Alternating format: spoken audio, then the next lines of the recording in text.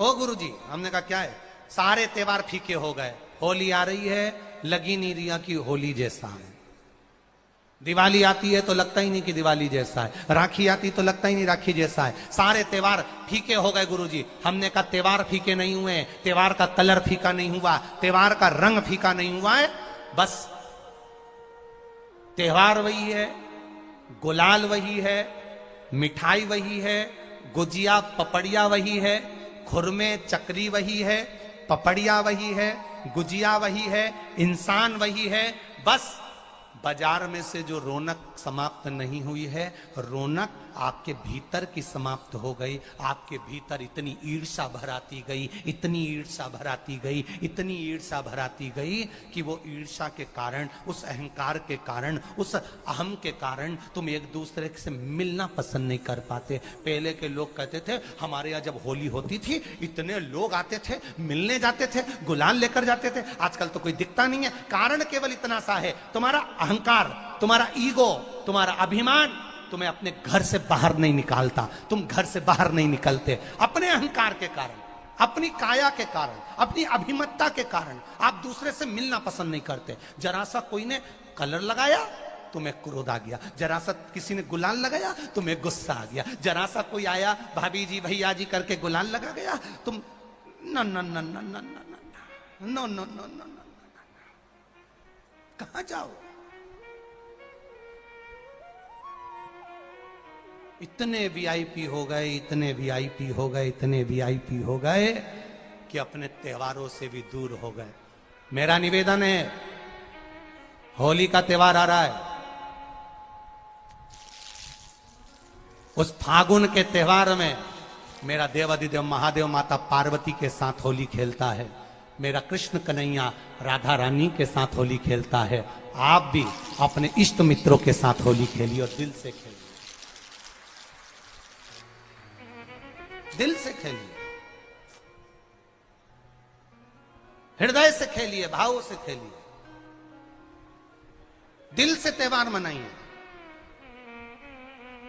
हमारे सीहोर में, सीहोर जिले में एक होली होती थी। उस होली का नाम हमने पिछली बार बदल दिया था। कौन सी होली कर दी थी? महादेव की होली। पिछली बार हमारे सीहोर जिले में हमेशा होती आई थी वो होली, थोड़ा उसका नाम हमने चेंज कर दिया था तो उसको महादेव की होली कर दिया था। मेरे सीहोर जिले के रहने वाले सभी रहवासियों से, जिले भर के निवासियों से निवेदन करना चाहूंगा, वो पुरानी होली को बंद कर महादेव की होली नाम दिया गया है। शिव मंदिर में जाना है, चंदन का जल शिव जी को 1 लोटा चढ़ाना।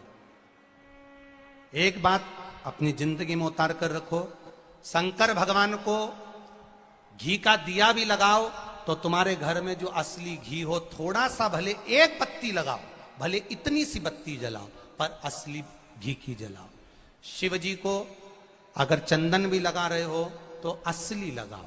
शंकर भगवान को चावल भी चढ़ा रहे हो तो असली चढ़ाओ। शंकर भगवान को अगर अष्टगंध भी चढ़ा रहे हो तो असली चढ़ाओ। केमिकल का कोई चीज मेरे महादेव को मत चढ़ाओ जिससे भगवान शिव की मूर्ति नष्ट हो। ऐसी कोई चीज मेरे महादेव को ना चढ़ाओ। अगर शंकर भगवान के साथ आप होली खेल रहे हो तो चंदन का पानी शंकर भगवान को चढ़ाइए, अष्टगंध का जल भगवान शिव को चढ़ाइए।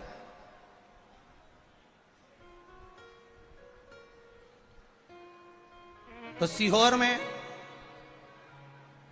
5 दिन की जो होली होती है सीहोर जिले के अंतर्गत, वो पुराने समय की बड़ी प्राचीन होली है, उसका नाम दूसरा था। अगले वर्ष से उसका नाम महादेव की होली रख दिया गया है। एक बात बहुत ध्यान लगाकर सुनिएगा, एक बेलपत्री और उस बेलपत्री में एक चंदन की बिंदी और एक अक्षत का दाना मात्र रखकर भी अगर शिवालय पर चढ़ा दी जाती है, एक बेलपत्री, एक चंदन का बिंदी, और चंदन फिर निवेदन करेंगे आज के जमाने में तुम लोग सब घिसा घिसाया पड़ा पड़ाया डब्बी का सामान ले लेकर, वो नहीं, चंदन की मुठिया रखो, थोड़ा सा भी घिसो, जरा सा भी घिसो, उसकी एक बिंदी और एक चावल का दाना जब हम भगवान देवादिदेव महादेव को समर्पित करते हैं, अपनी कामना कर कर समर्पित करते हैं, तो निश्चितता है कि आपने व्रत करा ना करा, आपने उद्यापन करा ना करा, आपने अनुष्ठान करा ना करा, शिव महापुराण की कथा कहती है शंकर भगवान उसका फल शीघ्र प्रदान कर देते हैं। भले आपने कुछ करा ना करा, उसका फल तुम्हें मिल जाए। शिव महापुराण का चरित्र कर रहा है, शिव महापुराण की कथा कर रही है। शबरी ने, माता शबरी, माता अहिल्या और विभीषण,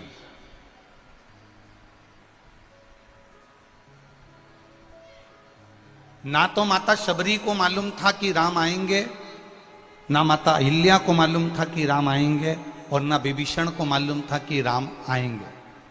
पर इनके गुरुओं ने इनसे कह दिया था, शबरी मैया को मातंग बाबा ने कह दिया था कि तू रोज झाड़ू लगा, रोज बुआरी लगा, रोज सफाई कर, राम आएंगे। अहिल्या से गौतम बाबा ने कह दिया था राम आएंगे, चरण रज चढ़ेगी और तुझे मुक्ति मिलेगी। विभीषण ने शिवजी के मुख से सुन लिया था कि राम आएंगे और तुझे दर्शन मिलेगा। अब कब आएंगे कोई भरोसा नहीं, कितने बजे आएंगे कोई भरोसा नहीं, कौन सी तिथि को आएंगे कोई भरोसा नहीं।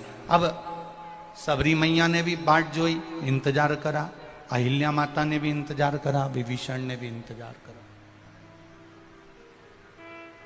रोज माता शबरी झाड़ू लगाती है, बुआरी लगाती है, सेज बिछाती है। रोज माता शबरी बेर तोड़ कर लाती है। प्रतिदिन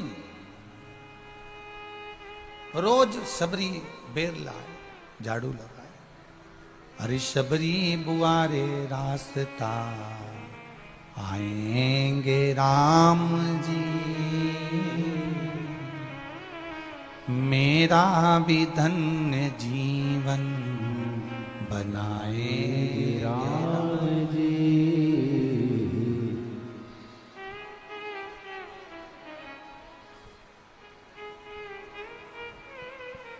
गई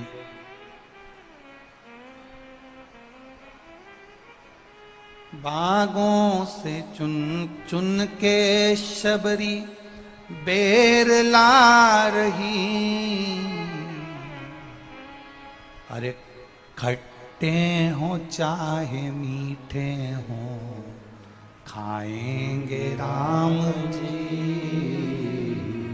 शबरी सवारे रास्ता आएंगे राम जी, मेरा भी धन्य जीवन बनाएंगे राम जी। कर रही है रोज प्रतीक्षा। गुरुजी ने कहा था कि तू रोज झाड़ू लगा, रोज पोछा लगा, रोज दरवाजा साफ कर, रोज रंगोली डाल, रोज फूलों की सेज बिछा, कभी तो राम आएंगे।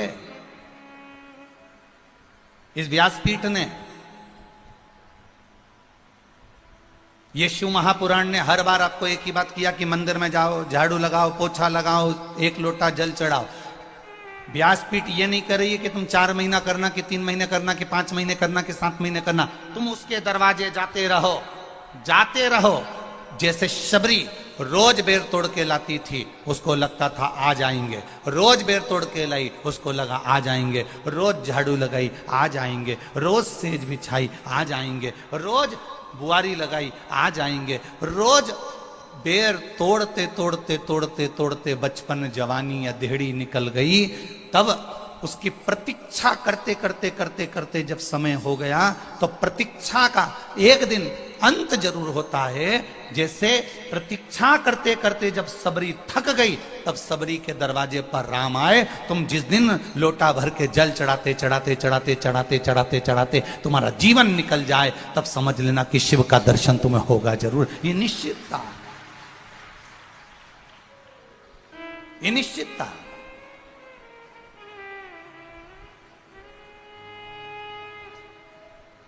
अब करो भजन शंकर का।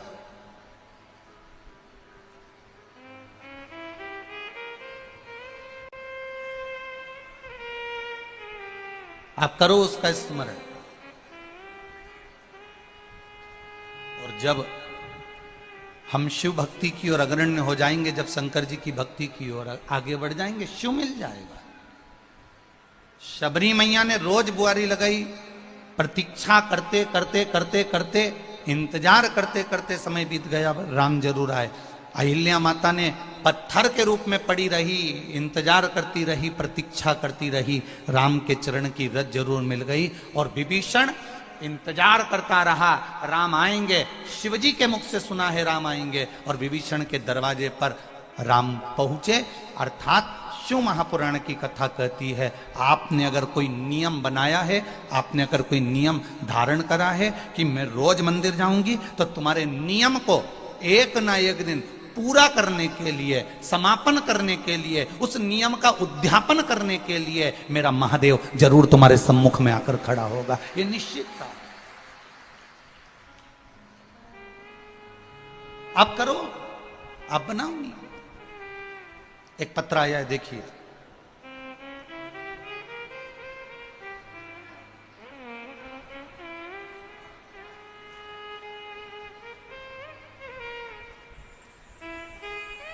मैं शोभा रतनलाल मायच ग्राम कांकरिया, चिरा खान, जिला उज्जैन की रहने वाली हूँ। कहीं बैठी हो तो हाथ हिलाइएगा। जहाँ कहीं भी बैठी हो अपना हाथ हिलाइएगा। मैं शोभा रतनलाल मायच ग्राम कांकरिया, चिरा खान, जिला उज्जैन की रहने वाली हूँ। कहीं बैठी हो तो हाथ हिलाइएगा, जहाँ कहीं भी बैठी हो। शोभा रतनलाल मायच ग्राम कांकरिया, चिरा खान, जिला उज्जैन की रहने वाली हूँ। पत्र पढ़िएगा। गुरुदेव बाबा की कृपा से आपके जो उपाय बताए गए, उसने बाबा ने हम पर कृपा करी। हम आपकी कथा को 2 साल से सुनते आ रहे हैं। आस्था चैनल पर सभी लोग पत्र पढ़ रहे होंगे, या टीवी पर एलईडियां रखी हो तो आप भी पत्र पढ़ सकते हैं। 2 साल से सुनते आ रहे हैं। उस उपायों से मेरे पुत्र विशाल मायच और पुत्री निकिता मायच का खुशहाल जीवन बन गया। उन्होंने लगातार 3 साल तक पढ़ाई करी, बहुत सारी सरकारी नौकरी के लिए अलग अलग फॉर्म भरे और उनके पेपर दिए, फिर भी उनको कोई सफलता प्राप्त नहीं हो रही थी। और उस समय कोरोना काल के कारण उनकी पढ़ाई में बहुत नुकसान हुआ। फिर हमने आपके बताए हुए उपायों का करना प्रारंभ किया, और मैंने 3 पशुपतिनाथ के व्रत किए। फिर उसी व्रत का लाभ मेरे पुत्र और पुत्री को मिला, जिससे उन्होंने मध्य प्रदेश पुलिस का पेपर पास किया। फिर फिजिकल में कुछ कठिनाइयों के कारण मेरी बेटी की हीमोग्लोबिन की कमी के कारण शारीरिक कमजोरी आ गई, जिससे उसकी तबीयत ज़्यादा खराब हो गई और हमारी हिम्मत भी टूटने लगी। फिर मेरे पति ने प्रदोष के व्रत को करना प्रारंभ करा, और मैंने पशुपतिनाथ का व्रत करना फिर से प्रारंभ किया। और बाबा की कृपा ऐसी हुई कि मेरी बेटी और मेरा बेटा दोनों मध्य प्रदेश पुलिस में 15 दिसंबर 2022 को ज्वाइनिंग हो गए। ये बाबा की कृपा दृष्टि है, ये शिव तत्व है, ये पत्र है। अर्थात विश्वास, थोड़ी प्रतीक्षा करना पड़ेगी, थोड़ी प्रतीक्षा आपको करना है, थोड़ी प्रतीक्षा करना पड़ेगी अपनी।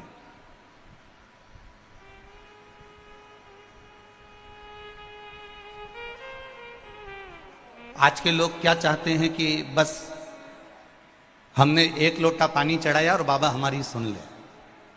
आज की दुनिया के लोग तुरंत चमत्कार चाहिए, और शिव महापुराण की कथा कहती है कि भोले बाबा के पास कोई चमत्कार नहीं है, शिव जी के पास में कोई बेल भभूति नहीं है, शिव जी के पास में कोई ऐसा मंत्र नहीं कि तुम्हारे ऊपर फेंक दिया जाए और तुम्हें गड़ा हुआ सोने का हंडा मिल जाए। ऐसा कहीं का सोने का हंडा निकालने वाला हो तो हमको भी बता देना कि यूं एकदम कुछ फेंक दे और हंडा निकल जाए। शिव जी के पास में ये नहीं है। शंकर भगवान ने श्री गणेश जी महाराज से कहा तुम्हें कर्म करना पड़ेगा। शंकर भगवान ने अपने षडानंद कार्तिकेय से कहा तुम्हें कर्म करना पड़ेगा। शंकर भगवान ने अशोक सुंदरी से कहा तुम्हें कर्म करना पड़ेगा। शंकर भगवान ने अपनी 5 बेटियां जया, विषहरा, सामरीबारी, दौतली, देव, इन 5 बेटियों से कहा तुम्हें कर्म करना पड़ेगा। शंकर भगवान ने अपनी बहुओं से कहा तुम्हें कर्म करना पड़ेगा। शिव जी कोई चमत्कार नहीं कर रहे हैं, कर्म करना पड़ेगा। और कर्म करने के बाद उस कर्म को भगवान पर सौंप दो।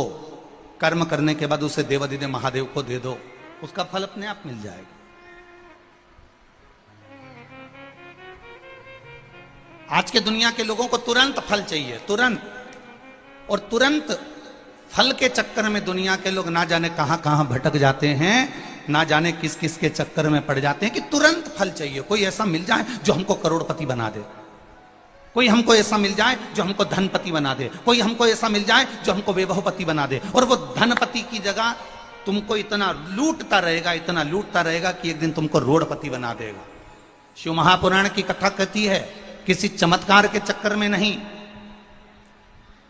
किसी इधर उधर के चक्कर में नहीं। शिव महापुराण की कथा कहती है जैसे मां जगतजननी पार्वती देवादिदेव महादेव के चक्कर में रही, गणेश जी महाराज शंकर जी के चक्कर में रहे, सदानंद कार्तिकेय शिव जी के चक्कर में रहे, माता लक्ष्मी, नारायण, ब्रह्मा, ब्रह्माणी, इंद्र, जितने भी देवी देवता हैं सब शिव जी के चक्कर में रहे। बस आपसे भी निवेदन है कि बेटमा में आप जिस शिव महापुराण की कथा सुन रहे हो, हमें किसी के चक्कर में नहीं पड़ना। अगर पढ़ना है तो देवादिदेव महादेव के चक्कर में पढ़ना है, उसके मंदिर तक जाओ। और भोलेनाथ के मंदिर भी जा रहे हो तो ये सोचकर मत जाना कि 1 दिन जल चढ़ाऊंगी या 2 दिन जल चढ़ाऊंगी या 3 दिन जल चढ़ाऊंगी या 4 दिन जल चढ़ाऊंगी या 5 दिन जल चढ़ाऊंगी। ना ना ना ना, तेरे मंदिर में आना मेरा काम है और मेरी बिगड़ी बनाना तेरा काम। आप उसके दरवाजे पर जाते रहो, आप उसकी चौखट पर जाते रहो, आप उसके द्वार तक जाते रहो, वो आपको फल देगा, ये निश्चितता।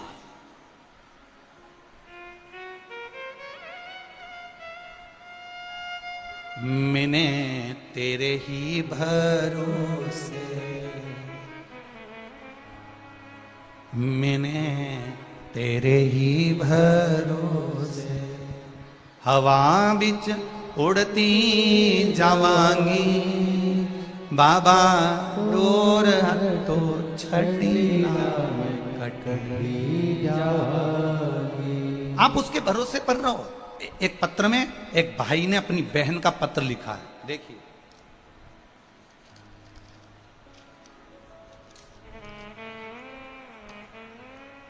भैरू सिंह यादव, ग्राम झालरिया, पोस्ट बेटमा, तहसील देपालपुर।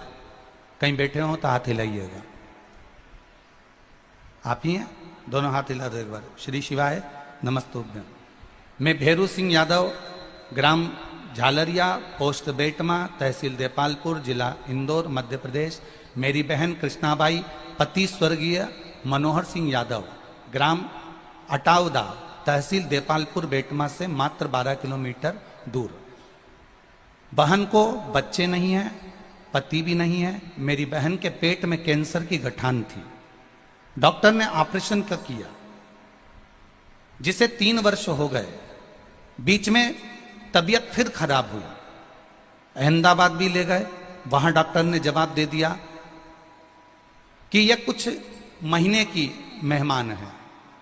तब बहन कृष्णाबाई ने एक मन में धारणा बना ली और मैंने भी एक धारणा बना ली कि बहन, तेरी बीमारी में जो पैसा लग रहा है, अगर देवादिदेव महादेव तुझे ठीक कर दे तो ये पैसा डॉक्टर की उस बीमारी में लगाने की अपेक्षा अपना मकान तोड़कर उस मकान की जगह पर अपन शिवालय बना देंगे, पर बाबा बस तुझे ठीक कर दे। और बाबा की कृपा से शिव मंदिर का निर्माण करा और मेरी बहन जब धीरे धीरे ठीक होने लगी, उसका पैसा कैंसर में लगना हमने बंद कर दिया, तो मेरी बहन भी ठीक होने लगी और उसी के पैसे से आज बाबा का एक मंदिर का निर्माण कर दिया, जिस मंदिर का मैं फोटो भी लगा रहा हूं। ये शिव तत्व है। बैठिए यादव जी, बहुत बहुत धन्यवाद। अब मेरी बहन ठीक है और वो आस्था चैनल पर घर में बैठकर कथा सुन रही है, मैं बाबा को यहां पर प्रणाम करने आया हूं। यादव जी बहुत बहुत साधुवाद। ये चित्त वृत्ति है, ये मन, ये एकाग्रता, ये आपका चिदानंद, ये स्वरूप आपके भीतर होना चाहिए।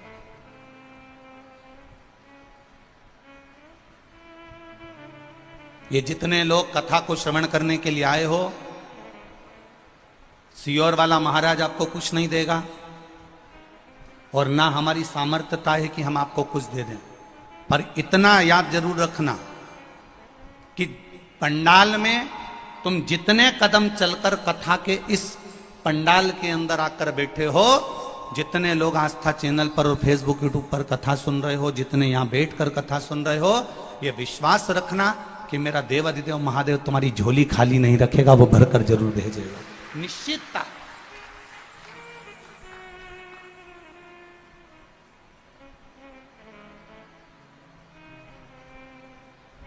करो भजन उसका, दिखावे से मत करना शिव का भजन। 4 दिन का ऐसा भजन मत करना कि 4 दिन की तुम वो कहना 4 दिन की चांदनी फिर अंधेरी रात। ऐसा भजन नहीं चाहिए कि सावन का महीना आया तो मस्तक पर त्रिपुंड लगा लिया, सावन का महीना आया तो रुद्राक्ष की माला धारण कर ली, सावन का महीना आया तो तुम व्रत करने लगे, सावन का महीना आया तो शंकर जी के भक्त हो गए, सावन का महीना आया तो तुम शिव की आराधना करने लगे, सावन का महीना गया तो शंकर जी के भगत भी गायब हो गए। तुम बरसाती मेंढक मत बनना कि जो बारिश में नजर आता है, तुम भगवान के वो भक्त बनना कि अगर एक दिन तुम शंकर के मंदिर नहीं जाओ तो शंकर भगवान ढूंढता ढूंढता तुम्हारे गांव में आ जाए, ऐसे भक्त बनिए।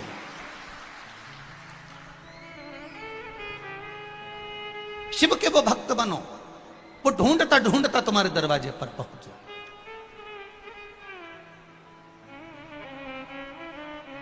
कल विशाल भैया नहीं माने, हम वैसे तो किसी से मिलते कम ही हैं, मिलते नहीं, पर कल विशाल भैया नहीं माने, गुरुजी सबका मन है थोड़ी देर आप मिल लिया करो। तो शायद बहुत सालों के बाद शाम को 8:30 बजे सबसे थोड़ी देर मिलना हुआ। मिलना क्या हुआ, आप लोगों के भाव मालूम पड़े। जितने पुरुष, जितने बच्चे, जितनी बेटियां, जितनी माताएं जो भी मिलने के लिए आई, उनको देखकर एक खुशी हुई कि उनके गले में एक एक रुद्राक्ष पड़ा हुआ था। वो देखकर एक आनंद समा गया। धन्य आपको, प्रणाम करता हूं आपके पावन चरणों को, नमन करता हूं।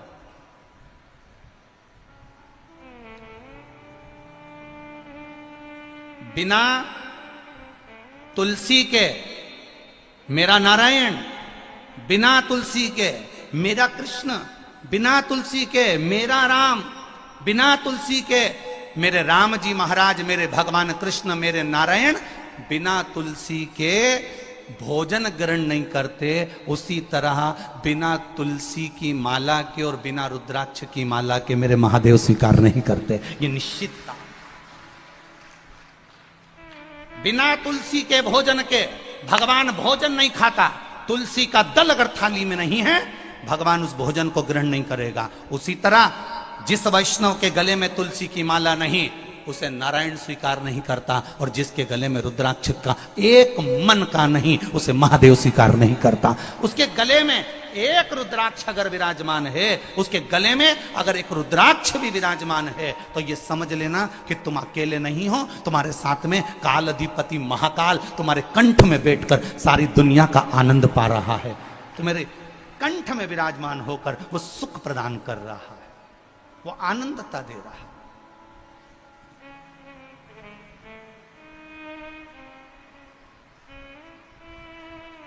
एक बार रामकृष्ण परमहंस जी वृंदावन की रज में पहुंचे।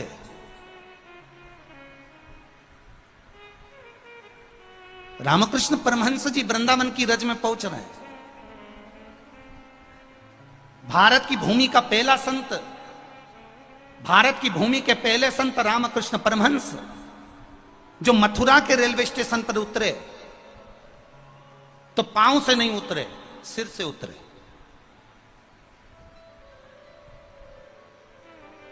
किसी ने पूछा रामकृष्ण परमहंस जी से, गुरुदेव मथुरा के रेलवे स्टेशन पर उतर रहे हो, पांव से उतरो, ट्रेन से सिर के बल उतरोगे तो गिर जाओगे।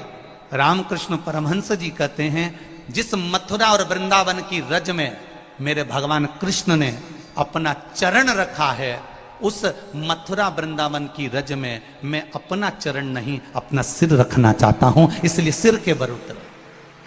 मथुरा के रेलवे स्टेशन पर रामकृष्ण परमहंस जी जब सिर के बल उतरे, स्वामी विवेकानंद भी देखकर आश्चर्य में पड़ गए। स्वामी विवेकानंद जी हाथ जोड़ लिए, रामकृष्ण परमहंस जी चले।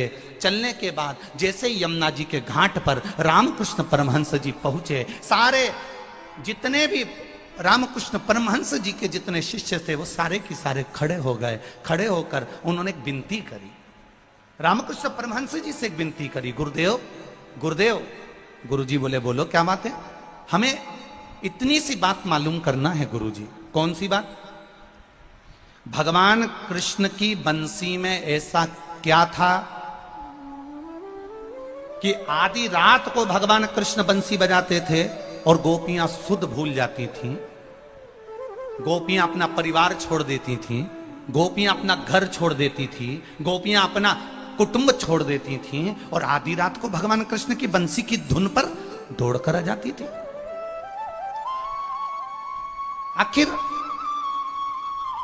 भगवान की उस बंसी में ऐसा क्या था जो आधी रात को गोपियां दौड़ दौड़ के भगवान के पास आ जाती हैं? रामकृष्ण परमहंस जी ने कहा, अगर तुम्हें सुनना है कि उस बंसी में ऐसा क्या था कि गोपियां आधी रात को भगवान के पास आ जाती थी, यमुना जी के तट पर आ जाती थी, तो मैं रात को 3 बजे बताऊंगा कि भगवान की बंसी में ऐसा क्या था। कितनी बजे रात को? जम के बोलो जरा। 3 बजे रात को बताऊंगा। अब 3 बजे रात को भगवान की बंसी में ऐसा क्या था जो गोपियां दौड़कर आती थी? सुनने के लिए उनके शिष्य थे 100, उनके इस बात को सुनने के लिए आ गए 2-4 हजार। यमुना जी का पूरा घाट भरा गया। इतनी भीड़, इतनी भीड़, इतनी भीड़ कि अपार जन समुदाय हो गया। अब रामकृष्ण परमहंस जी 3 बजे नहीं आए, 3:30 बज गई, रामकृष्ण परमहंस जी नहीं आए। सुबह की 4 बज गई, रामकृष्ण परमहंस जी नहीं आए। 4:30 बज गई, रामकृष्ण परमहंस जी नहीं आए। 5 बज गई, तब रामकृष्ण परमहंस जी आए। और रामकृष्ण परमहंस जी जैसे ही आए तो सबने मिलकर पूछा, गुरुदेव आपकी जरा सी बात सुनने के लिए हम पूरी रात से जग रहे हैं, गुरुदेव बताओ ना कि भगवान की बंसी में ऐसा क्या था जो गोपियां आधी रात को अपना घर छोड़कर आ जाती थी, गोपियां अपने परिवार को भूल जाती थी, ऐसा आपकी बंसी में, भगवान कृष्ण की बंसी में ऐसा क्या था? रामकृष्ण परमहंस जी ने हाथ जोड़कर कहा, अरे भक्तों, भगवान की बंसी में ऐसा क्या था वो तो मुझे नहीं मालूम, पर आज भी उनकी बंसी में दम है, इसलिए पूरी रात से आप लोग यहां बैठकर उस बंसी का गुणगान सुनना चाहते हैं। क्या है उनकी बंसी में? हमें नहीं मालूम, हम नहीं जानते, पर कुछ तो है, कुछ तो है उस बंसी में, इसलिए गोपियां भूल जाती थी। और इसलिए आप सब, अब कई लोग हमसे भी प्रश्न करते हैं कि आखिर ये सीहोर के रुद्राक्ष में ऐसा क्या है जो 20 लाख 22 लाख लोग पहुंच गए? तो हम भी उनसे कहते हैं कुछ तो होगा रुद्राक्ष में, नहीं तो ये 22 लाख अपना घर छोड़कर पहुंचते क्या? कुछ तो होगा। लिखा, एक ने पत्र में लिखा, फोटो देखिए पहले उस माता का जिस माता के शरीर में लकवा था। रमेश राठौर, निवासी खेतड़िया, खतेड़िया है क्या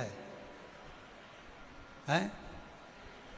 खेतड़िया, खतेड़िया जो भी होगा, सारंग जिला इंदौर, खतेड़िया सारंग जिला इंदौर।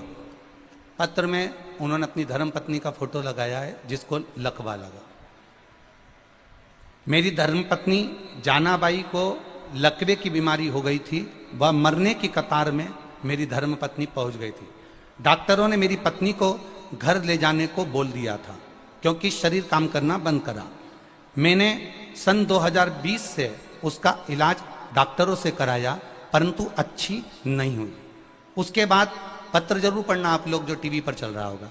उसके बाद सीहोर गया, वहां से रुद्राक्ष लेकर वहां से आया और भोले बाबा को नित्य जल में रुद्राक्ष को डुबोकर शिव जी को चढ़ा देता और मेरी पत्नी को उस पानी को पिला देता। बाबा की कृपा से मेरी पत्नी जो 2020 से लकवे में पड़ी थी वो एकदम ठीक हो गई, चलने लगी और मैं बाबा को यहाँ प्रणाम करने आया हूँ। आप ही ने लिखा है पत्र, दोनों हाथ ऐसे हिला दो एक बार। श्री शिवाय नमस्तुभ्यम। रमेश जी राठौर, हाँ एक बार हाथ हिला दीजिए। श्री शिवाय नमस्तुभ्यम। अब ठीक है वो, बस बाबा की कृपा। श्री शिवाय नमस्तु। शिव तत्व में लोग पूछते हैं सीहोर के रुद्राक्ष में है क्या, हम कहते हमको भी नहीं मालूम क्या है, पर इतना जरूर है कि उस रुद्राक्ष में कुछ तो है जो पूरा ब्रह्मांड, पूरा भारत उस रुद्राक्ष से हिला हुआ है। केवल एक रुद्राक्ष। कहते हैं 5 रुपए का है, कोई कहता है 2 रुपए का है, कोई कहता है 10 रुपए का है। हम कहते हैं उसकी कोई कीमत नहीं है, वो तो बाबा के चरणों का केवल एक रज है, उस रज का ही मूल तत्व है और कुछ भी नहीं। क्या है उसमें? कई लोग कहते हैं शिव पुराण में क्या है, इतने लाखों लोग आ रहे हैं शिव पुराण सुनने के लिए, भरचक गर्मी पड़ रही है, इंदौर से गाड़ियां भरा भरा के आ रही हैं, ढेर देपालपुर, बेटमा, आसपास का पूरा क्षेत्र भरा पड़ा हुआ है। जितने बेटमा के लोग यहां कथा सुनने बैठे हैं, इन सबके घर में 5-5, 10-10 मेहमान पड़े बैठे हैं। पूछो इन बेटमा वालों से, उठाओ रही हाथ बेटमा वाली जितनी बैठी है, उठाओ जरा बेटमा वाले उन जितने बैठे हो। अब इनके जरा विचार करो, इनके घर में 8-8, 10-10 लोग भरे पड़े। तुम तो केवल कथा सुन रहे, इनकी बहुओं से पूछो, बापड़ियों से रोटी बनाई। 4 घंटा बहुएं सुखी रहती होंगी जब ये घर के मेहमान कथा में जाते होंगे, और सुस्ता के शाम की तैयारी करती होगी, कुकर चढ़ा दे, कुकर चढ़ा दे। क्यों? सब आने वाले हैं वापिस, कुकर चढ़ा, फिर तैयारी।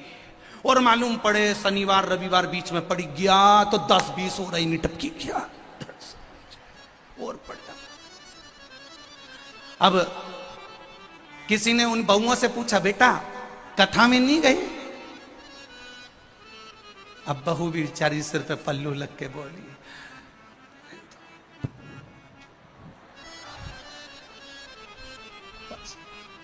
अगली बार सीहोर वाला महाराज जब कहीं पास में आएगा, हमारे गांव में नहीं, पास में कभी आएगा, तो हम उनसे कह देंगे सासू से, तुम यहां सुनो, हम वहां चले। हम भी अब किसी के यहाँ मेहमानी करने जाएंगे, होंदे पास में कथा। 4 दिन, 6 दिन, 8 दिन आनंद। कौन किसके यहाँ आता है जीजियों? शादी भी होती है ना तो कोई मुंह दिखाने के लिए आता है, पर शिव महापुराण की कथा केवल एक ऐसी होती है जो मेहमान खुद फोन लगाकर बोलता है, मैं 4 दिन तुम्हारे यहाँ रहूंगा। कथा सुनना है। हम शादी में निमंत्रण देने जाते हैं, आना जीजी, आना फूफा जी, आना बुआ जी, आना काका जी, आना मौसी जी, आना मासा जी, आना जीजा जी, आना जीजी। हम पत्रिका दे देकर आते हैं, और इतने अहंकार में जो भी आता है शादी में ऐसा अप टू डेट बन के आता है, सारा काम हाथ में हाथ चाहिए। पर केवल शिव महापुराण के जितने भगत आपके घर में मेहमान के रूप में आते हैं, आधे से ज्यादा काम तो वही कर लेते हैं। अरे हम आए हैं केवल कथा सुनना है, आनंद लेना है, 7 दिन की भक्ति करना है, आनंद पाना है, इसके बाद चले जाना है। क्या कर रहा है उसमें?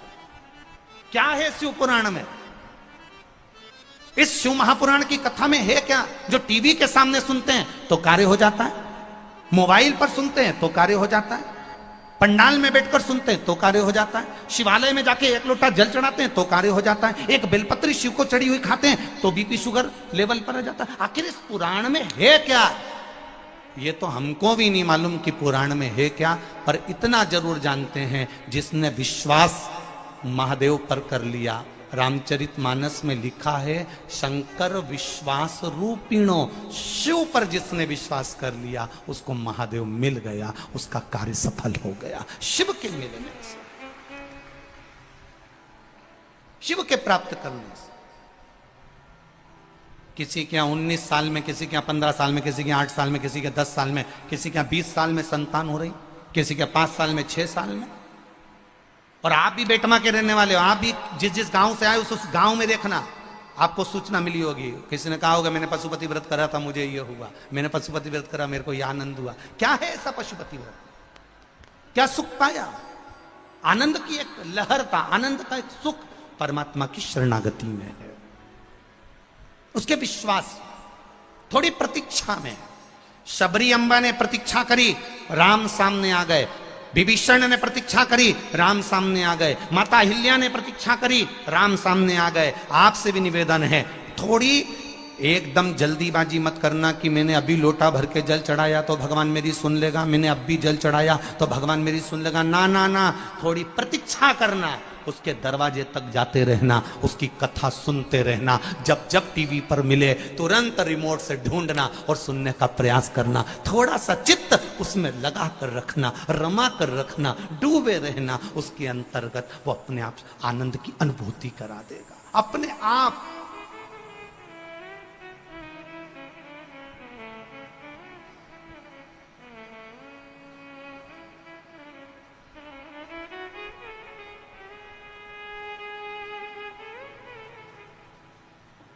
बस उसकी चाकरी, उसकी चाकरी जरूरी है। और कितनी सुंदर है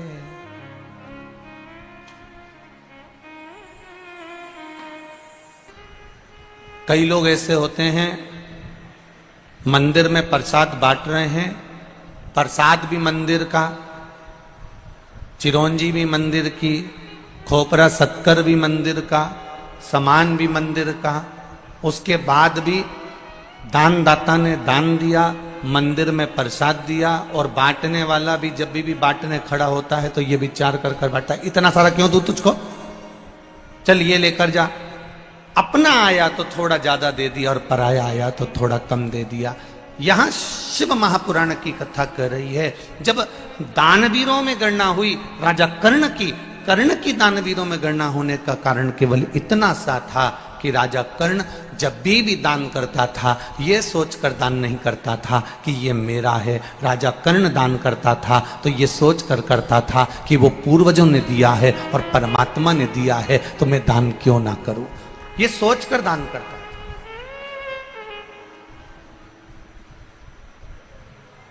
जिस दिन घर की बहुएं घर के लोगों को भोजन कराते समय, घर के सास ससुर को भोजन कराते समय, माता पिता को भोजन कराते समय, घर के देवर जेठ को भोजन कराते समय, घर के प्रत्येक व्यक्ति को भोजन कराते समय, जिस दिन घर की बहुएं ये जान जाए कि ये भोजन करने वाला मेरा देवर नहीं, ये भोजन करने वाला मेरा जेठ नहीं, ये भोजन करने वाले मेरे सास नहीं, ये भोजन करने वाला मेरा ससुर नहीं, ये भोजन करने वाला तो मेरा देव अधिदेव महादेव है, ये जानकर जिस दिन भोजन कराए तो उस दिन भोजन का स्वाद बढ़ जाता, उस दिन भोजन का स्वाद बढ़ जाता।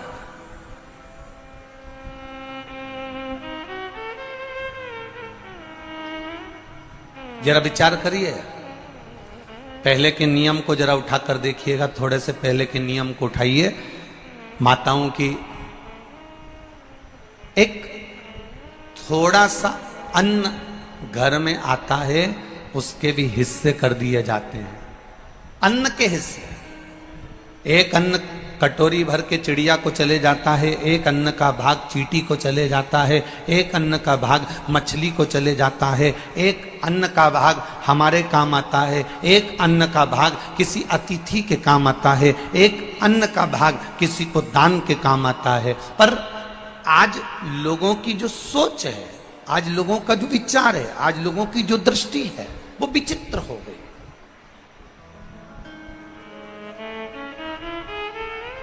वो स्वयं के लिए ढूंढ रहा है, वो स्वयं के लिए पाना चाहता है।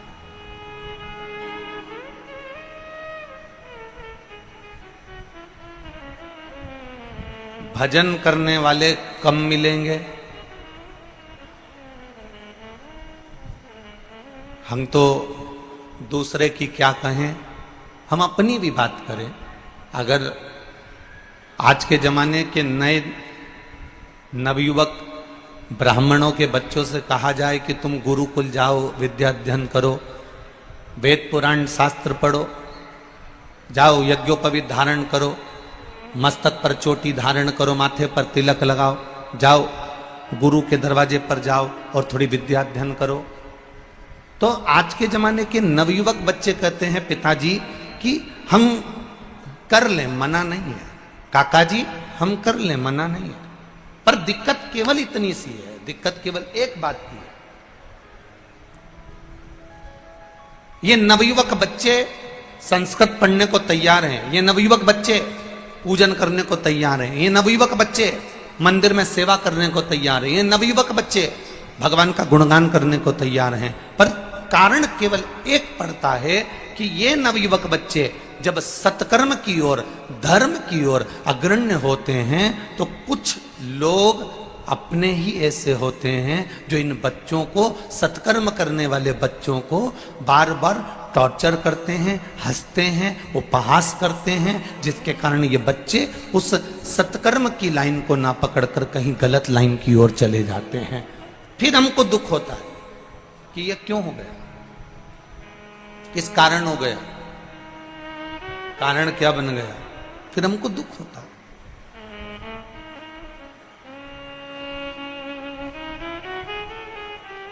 राजा कर्ण दानवीर है, राजा हरिश्चंद्र दानवीर हैं, पर शिव महापुराण की कथा कह रही है कि इन दानवीरों की लिस्ट में एक दानवीर बड़ा विचित्र है, जिसकी बराबरी दुनिया का कोई दानवीर नहीं कर सका।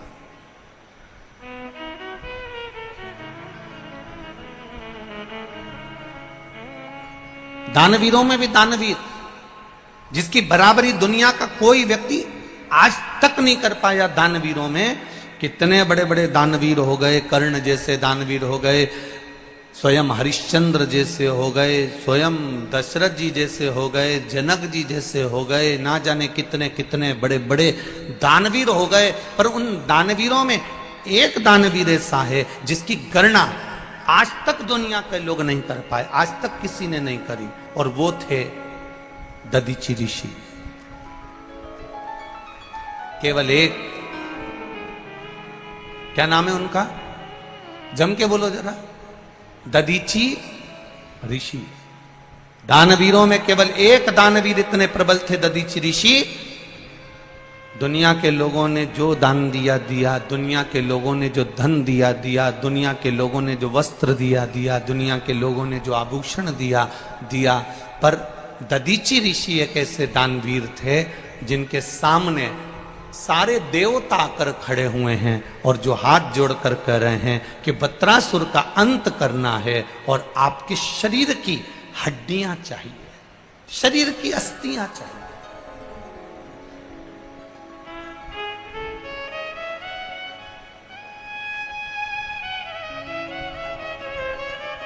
आपके शरीर की केवल अस्थियां दे दीजिए। इंद्र को भी संकोच हो रहा था दधीचि ऋषि से अस्थियां मांगने में। इंद्र को भी संकोच हो रहा था दधीचि ऋषि से उनकी हड्डियां मांगने में। क्यों? क्योंकि दधीचि ऋषि के जो पिता थे अथर्वा, दधीचि ऋषि के पिता ऋषि अथर्वा और दधीचि ऋषि की माता शांति देवी, जो कि शिव भक्ति में लगे रहते थे। इनकी शिव भक्ति करने का तरीका अलग था।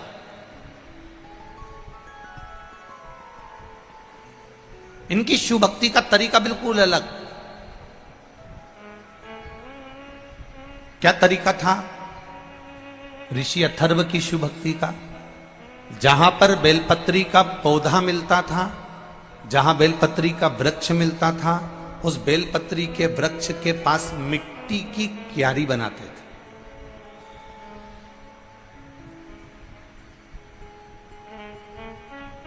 और मिट्टी की क्यारी बनाकर, आप लोगों ने देखा होगा, कभी कभी आप लोगों ने भी ऐसा करा होगा कि जो पौधा होता है, पौधे के आसपास थोड़ी थोड़ी सी मिट्टी इकट्ठी करके चारों तरफ से उसकी क्यारी बना लेते हो। चारों तरफ से उसकी क्यारी बना लेते हो। पर ऋषि अथर्व का एक नियम था कि जो ये, जैसे आप समझिएगा, जैसे ये थोड़ा सा माला आप लोगों ने ऐसी रखी और बीच में एक पौधा है और वो पौधा यहां पर है और उसके आसपास में मिट्टी चारों तरफ से लगाई, बीच में थोड़ी जगह छोड़ दी, जलाधारी जैसी। पर ऋषि अथर्व, दधीचि ऋषि के पिता, पौधे को रखकर, ये पौधा है और इसके आसपास में जो क्यारी बनाते थे, वो क्यारी पूरी चारों तरफ से पैक नहीं करते थे। ऋषि अथर्व क्या करते थे कि उस क्यारी को पैक करने की जगह पौधे के आसपास गोल क्यारी बनाई और क्यारी बनाकर एक छोटी सी जगह छोड़कर ऐसी लंबी जगह वहां से छोड़ देते थे। जैसे आप लोग मट्टी का जो पार्थिव का जो शिवलिंग बनाते हो ना, पार्थिव शिवलिंग, तो पार्थिव शिवलिंग बनाते समय क्या करते हो, नीचे की जो जलाधारी है उसको बनाते हो, बना के थोड़ा लंबा कर देते हो, जलाधारी जैसा, जलाधारी जैसा लंबा कर दिया। तो दधीचि ऋषि के पिता ऋषि अथर्व जलाधारी की जैसे ही आकृति बनाते थे। बेलपत्री के पेड़ के आसपास, जहां बेलपत्री का पौधा होता था, जहां बेलपत्री का वृक्ष होता था, जहां बेलपत्री का पेड़ लगा होता था, उसके आसपास क्यारी बनाकर थोड़ी सी जगह छोड़ देते थे।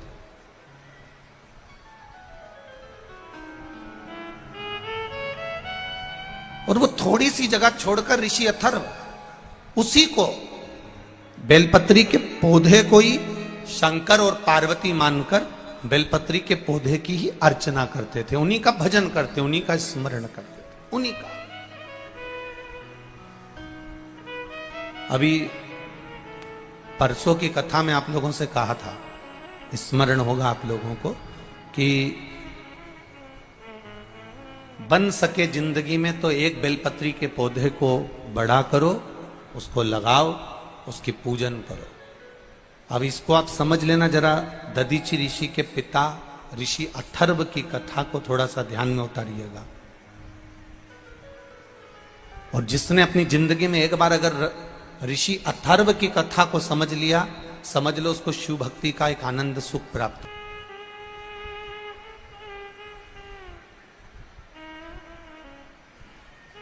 दो चीजें बड़ी पुण्यप्रद होती हैं। एक, किसी वृक्ष के आसपास क्यारी बनाकर उसमें जल देना। दूसरा, घर में अगर तुलसी का पौधा है, तुलसी का पौधा अगर घर के अंदर विराजमान है, तो उस तुलसी के पौधे को जब बहुत तेज गर्मी पड़े, बहुत तेज धूप पड़े, बहुत तेज गर्मी पड़ने लगे, तो उस तुलसी के पौधे को कोई वस्त्र से या कोई छांव की जगह पर या ठंडी जगह पर उसको ले जाकर रखना। ये दोनों चीजें बड़ी पुण्यप्रद होती हैं, दोनों पुण्यवान होती हैं।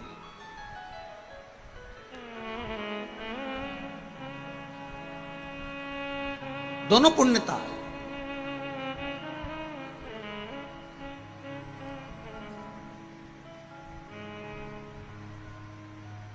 शिव कथा कर रही है, ऋषि अथर्व बेलपत्री के पौधे को ही शिव मानते थे और बेलपत्री के पौधे को ही पार्वती मानते थे। बेलपत्री के पौधे में ही गणेश जी का दर्शन करते थे, बेलपत्री के पौधे में ही कार्तिक का दर्शन करते थे, बेलपत्री के पौधे में ही वो अशोक सुंदरी का दर्शन करते थे, बेलपत्री के पौधे में ही जया, विषहरा, श्यामली बारी, दौतली और देव, इन 5 कन्या का भी दर्शन वो बेलपत्री के पौधे में करते थे।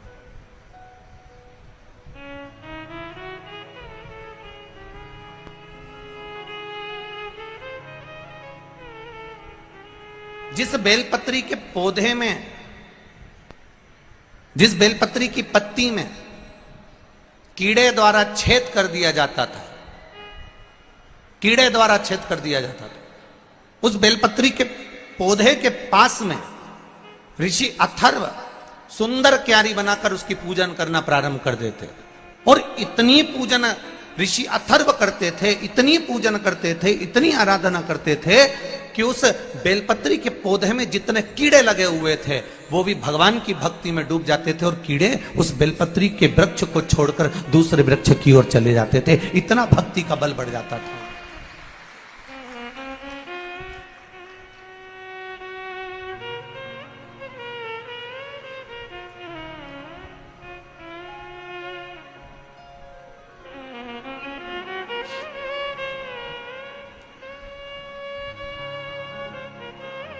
जरा समझिएगा इस बेलपत्री की पत्ती का। आप लोग जितने लोग भी टीवी के माध्यम से देख रहे हैं, या जितने लोग आस्था चैनल के माध्यम से, फेसबुक यूट्यूब के माध्यम से, और जितने लोगों को नजदीक से अगर ये बेलपत्री ना दिखे तो आप लोग एलईडी के माध्यम से इसका स्मरण करिएगा जरा। ये बेलपत्री की पत्ती है। इस बेलपत्री की पत्ती में धोने के बाद भी, साफ करने के बाद भी, अगर बेलपत्री की पत्ती में कहीं चक्र रह जाता है, या बेलपत्री की पत्ती में नीचे गदा रह जाती है, डूठ रह जाता है, और वो डूठ वाली, वो चक्र वाली बेलपत्र यदि हम समर्पित करते हैं तो उसका पुण्यता हमारे खाते में नहीं आता। चक्र कैसा और गदा कैसी, डूठ कैसा? बेलपत्री की पौधे की डंडी में से बेलपत्री तोड़ी तो नीचे डूठ रह जाता। देखा है ना माताओं? जम के बोलो जरा, देखा है सबने? उस डूठ को निकाल दिया जाता है, उस डूठ को निकाल कर रख दिया जाता है। अब चक्र की स्थिति क्या रहती है कि बेलपत्री का जो पौधा होता है, उस पौधे में किसी किसी पत्ते में एक जैसे कागज रहता है, और कागज में एक चने का दाना रख दो, और चने का दाना रखकर कागज को दबा दो तो उसमें फुंसी जैसा एक भाव उत्पन्न हो जाता है। कभी कभी आप लोगों ने देखा होगा, उसमें उभरा हुआ भाग उत्पन्न हो जाता है।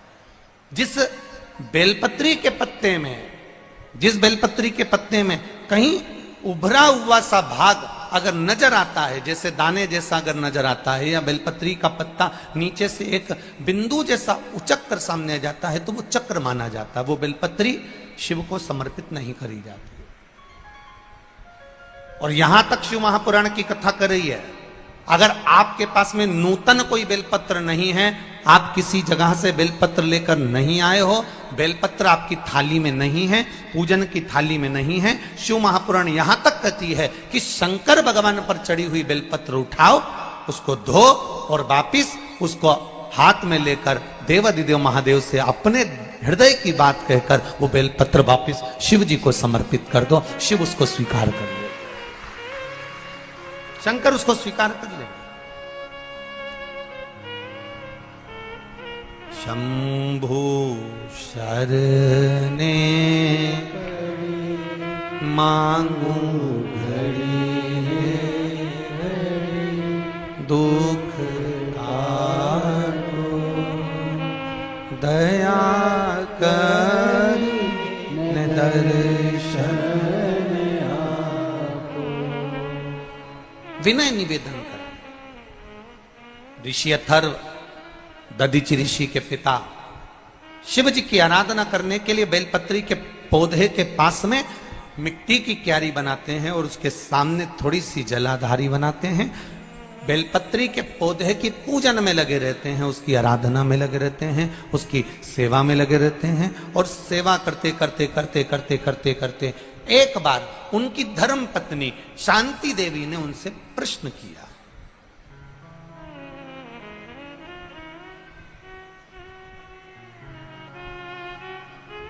कितनी सुंदर बात! पत्नी पति से बात भी कर रही है तो शंकर भगवान की कर रही है, और एक आज की पत्नी पति से थोड़ी देर भी अगर बात होती है तो केवल सामान लाने की ही होती है। तुम वहां से आ रहे हो तो मैंने पीको पे साड़ी दी है, उठा के लिया। तुम अगर वहां से आ रहे हो तो सब्जी मंडी से आधा किलो गिलकी लिया। अब एक जरा विचार करिएगा, एक ऋषि अथर्व की धर्म पत्नी है जो केवल शिव की चर्चा कर रही है, एक सुदामा जी की पत्नी है सुशीला जो केवल द्वारकाधीश की चर्चा कर रही है, एक अर्जुन की धर्म पत्नी है द्रौपदी जो केवल भगवान कृष्ण की चर्चा कर रही है, एक पांडवों की माता कुंती जो बार बार भगवान कृष्ण की चर्चा कर रही है।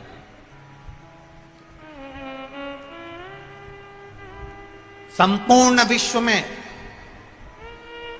वो नारी धन्यवाद की पात्र है, संपूर्ण विश्व में वो नारी सबसे ज्यादा धन्यवाद की पात्र होती है जो अपने पति से, अपने परिवार वालों से थोड़ी देर राम कृष्ण और शिव की चर्चा करती है, वो धन्यवाद की पात्र।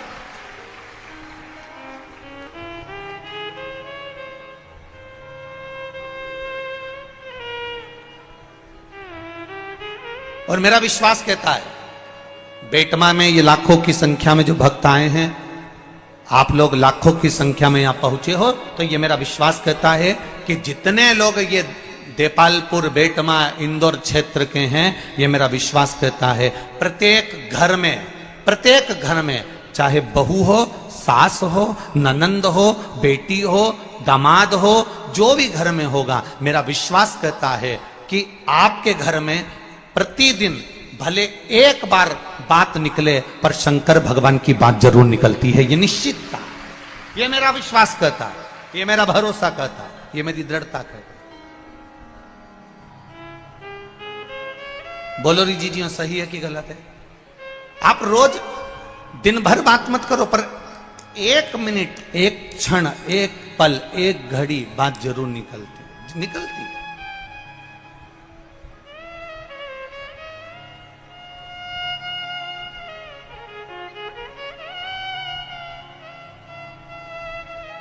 और हम तो हमेशा कहते आए, आज फिर कह रहे हैं,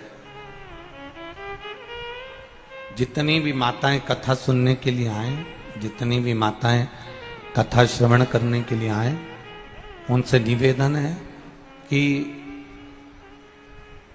प्रयास करा करो कि अपने घर के पुरुष को भी एक लोटा जल हाथ में देकर शिव मंदिर भेजने का प्रयास करा करो। कारण दिन भर दुकान पर बैठकर वो कमाता है, दिन भर व्यापार वो करता है, दिन भर व्यापार करता है, दिन भर बैठकर कमाता है। सुबह 8-8 बजे से 9-9 बजे से लेकर 12-12, 1-1 बजे तक वो व्यापार करता है। प्रेशर बढ़ा बाबा। सुबह 8-8 बजे से लेकर 11-11, 12-12 बजे तक वो कार्य करता है। प्रत्येक घर की माता का एक नियम होना चाहिए कि अपने पति से कहे कि 5 मिनट शंकर जी के मंदिर चले जाओ, जो तुम्हारे घर के पास में मंदिर है, जो तुम्हारे घर के करीब में मंदिर है, उसमें जाओ, एक लोटा जल चढ़ाकर। पति पूछेगा क्यों? तू जा तो रही है, तू चढ़ा तो रही है, क्या तेरे जल चढ़ाने से क्या मुझे फल नहीं मिलेगा? पत्नी हाथ जोड़कर कह देना, मैं भोजन करूंगी तो मेरा पेट भराएगा और तुम भोजन करोगे तो तुम्हारा पेट भराएगा। ये तुम्हारे लिए। पत्नी कमाने नहीं जाती, पति कमाने जाता है तो झूठ भी उसको बोलना पड़ता है, बेईमानी भी उसको करना पड़ता है, 1 रुपए का 2 रुपया भी उसको करना पड़ता, छल भी उसको करना पड़ता, कपट भी उसको करना पड़ता। पति की कमाई का, पति की जायदाद का हिस्सेदार पत्नी भी होगी, बेटा भी होगा, पर पति ने जो कर्म करा है उस कर्म का हिस्सेदार कोई नहीं होगा, केवल उस अकेले को भोगना पड़ेगा। इसलिए तुम जाओ, एक लोटा जल लेकर जाओ और जल चढ़ाओ।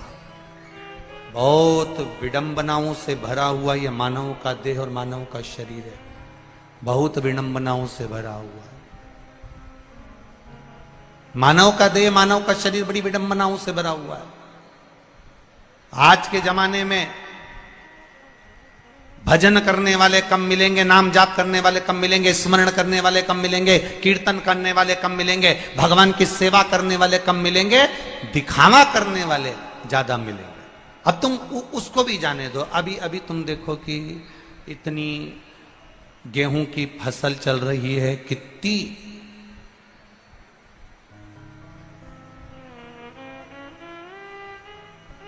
पहले के समय में ये गेहूं काटने की, चना काटने की मशीन नहीं होती थी। बोलो री जी हाँ, बोलो बोलो जम के बोलो ईमानदारी से, होती थी क्या? नहीं। पहले के समय में गेहूं काटने वाले मिल जाते थे, पहले के समय में चना काटने वाले मिल जाते थे। आज के जमाने में गेहूं काटने वाले, चना काटने वाले नहीं मिलते हैं, पर गला काटने वाले ढेर मिल जाते हैं। नहीं मिले, इनको ढूंढ ढूंढ के थक जाओ तो नहीं मिलेगा। गेहूं काटने वाला ढूंढो, मिलेगा क्या? अरे साहब बहुत महंगा मिल रहा है, अब की बार गेहूं काटना बड़ा भारी पड़ रहा, चना काटना बड़ा भारी पड़ रहा। तो लोगों ने मशीन लगा दी कि मशीन से काट दो साहब, मशीन से काट दो। उन्हें मशीन, गेहूं चना काटने वाले कम मिलेंगे, पर लोगों का गला काटने वाले, अपशब्द कहने वाले, गाली देने वाले, आड़ा टेढ़ा कहने वाले, कोई चढ़ रहा है ऊपर की ओर, उसका पांव खींचकर नीचे लाने वाले, उसको अपशब्दों पे अपशब्द कहने वाले, कोई उन्नति की ओर आगे बढ़ रहा है, कोई धर्म की ओर आगे बढ़ रहा है, कोई सनातन धर्म की ओर आगे बढ़ रहा है, कोई भगवत भजन की ओर आगे बढ़ रहा है। आज के जमाने में गेहूं काटने वाले मिले चाहे ना मिले, चना काटने वाले मिले चाहे नहीं मिले, पर आज के जमाने में दुनिया को काटने वाले, सनातन धर्म को काटने वाले, कहीं भगवत भजन करने वाले को काटने वाले बहुत मिलेंगे। कोई घर का बेटा सुंदरकांड में जा रहा है तो माता पिता को बुरा लगता है, कोई घर का बेटा भगवत भजन में जा रहा है, घर के लोगों को बुरा लगता है। घर का, अरे जाने दो, कई कई घरों में तो ये हालत है कि पति अगर रोज रामायण में चले जाए, पति रोज सुंदरकांड में चले जाए, पति अगर रोज भगवत भजन में चले जाए तो पत्नी का मुंह भगोना हो जाए। कहां गए थे? केवल सुंदरकांड सुंदरकांड सुंदरकांड, केवल रामायण रामायण रामायण, केवल शिवपुराण शिवपुराण शिवपुराण। तो बाबा जोगी बन जाओ ना। काय को आते हो रात को घर? क्यों आते हो इतनी रात को 2-2 बजे घर? और वही पति सुंदरकांड में नहीं जाए, रामायण में नहीं जाए, और जगदम्बा को घुमाने के लिए आइलैंड ले जाए, जगदम्बा को घुमाने, तो फिर पत्नी इतनी खुश, तुरंत सिर पे पल्लू मल्लू डाल के। अब समझ में आया कि उसको उसमें अब उसको सुख मिल रहा है। भजन में जाने पर उसको सुख की अनुभूति नहीं हो रही है, रामायण में जाने पर उसको सुख की अनुभूति नहीं हो रही है, शिव महापुराण में जाने पर उसको सुख की अनुभूति नहीं हो रही है। ये हमारी सोच है कि ये रामायण में क्यों जा रहा है, ये भगवत भजन में क्यों जा रहा है, ये कीर्तन में क्यों जा रहा है, ये मंत्र जाप में क्यों जा रहा है। नियम बनाओ बेटमा की माताओं कि अपने घर के एक एक बच्चे को शंकर के मंदिर में भेजने की एक ललकता पैदा करना है कि जा शिव मंदिर में जाकर तू जल चढ़ा, शंकर के मंदिर में जा। अपने पति से एक बार दिन में 24 घंटे में एक बार शंकर की चर्चा करना है, राम की चर्चा करना है, कृष्ण की चर्चा करना है, भगवत भजन की चर्चा करना है। अपने घर में दादियों से निवेदन है, दिन भर बैठकर रोटी खाए, कांदा निपटाए और उसके बाद दांत खुरती जाए, उससे अच्छा है 2 मिनट बैठकर भगवत चर्चा करना है। क्यों करना है? क्योंकि यह भगवत चर्चा ही हमारे जीवन का एक सुख पा जाती है। जब कोई नहीं आता, दुख की घड़ी जब आती है, परिवार नाते रिश्ते कुटुंब कबीला ये सब चले जाता है, दूर हट जाता है, तब उस जगह पर तुमने जो शंकर भगवान की कथा सुनी है, शिव मंदिर गए हो, शंकर भगवान की अर्चना करी है, शिव चर्चा करी है, तब उस जगह पर मेरा महादेव आकर खड़ा हो जाता है, फिर कोई नहीं, शिव हो।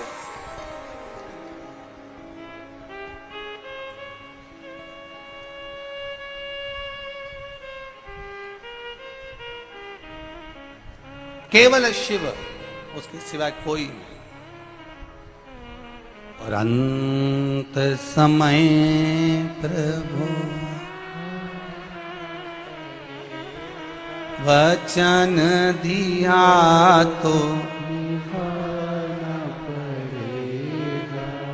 आए ना आए प्रभु कुटुंब कबीला, अंत समय प्रभु आना पड़ेगा, वचन दिया तो निभाना पड़ेगा। अंत में कोई नहीं आएगा, तब वो खड़ा मिलेगा। एक पत्र आया है, मैं कृष्णाबाई, सोनगरा, गांव दासरी, जिला इंदौर, मध्य प्रदेश। कहीं बैठी हो तो हाथ हिलाइएगा, कहीं बैठी हो तो हाथ हिलाइएगा। मैं कृष्णाबाई, सोनगरा, गांव दासरी, जिला इंदौर। कहीं बैठी हो तो हाथ हिलाइएगा।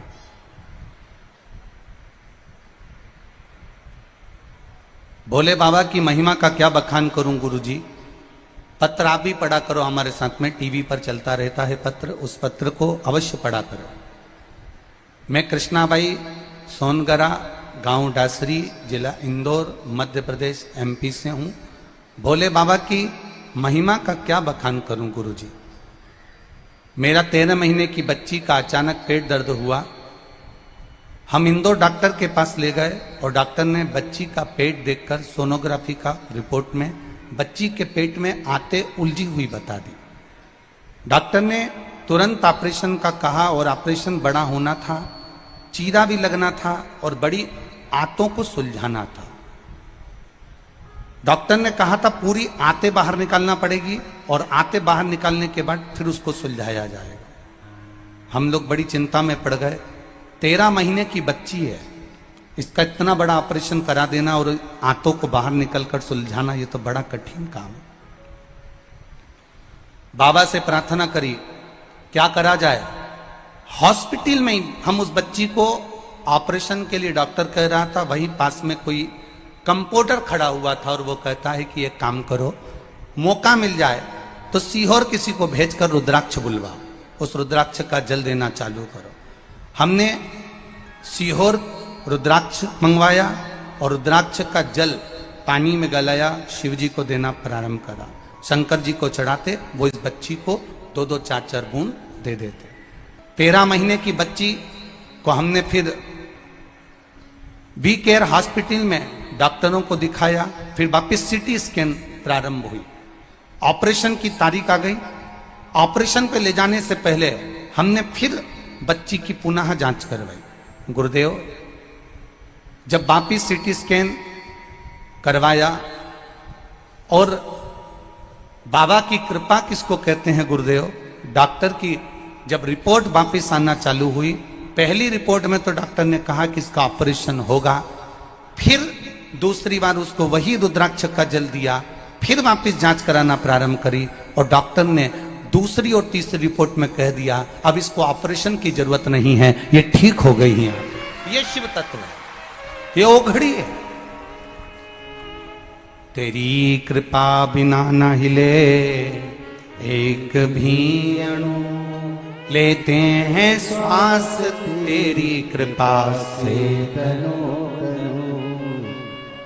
बखान क्या करूं मैं राखों के ढेर का, चपटी भभूत में खजाना कुबेरा। हे गंगाधार मुक्ति द्वार ओमकार, बोले ओमकार तू आयो शरण तिहारी शंभु तार तार को। ये विश्वास आपने अगर आदत डाल दी बच्चों की मंदिर तक जाने की, आपने आदत डाल दी अपने पति की मंदिर तक जाने की, आपने आदत डाल दी अपनी खुद की भी शिव तत्व तक जाने की, तो एक बात अपने ध्यान में लगा कर रखना, परिवार वाले जब तक तुम्हारे पास में धन है तब तक तुम्हारे साथी हैं, कुटुंब वाले जब तक तुम्हारे पास में दौलत है तब तक वो साथी हैं, दुनिया के लोग जब तक तुम्हारा समय अच्छा चल रहा है तब तक तुम्हारे साथी हैं, पर मेरा महादेव तो सुख में भी साथी है तो दुख में भी मेरा महादेव साथी है। वो सुख में भी है, वो दुख में भी।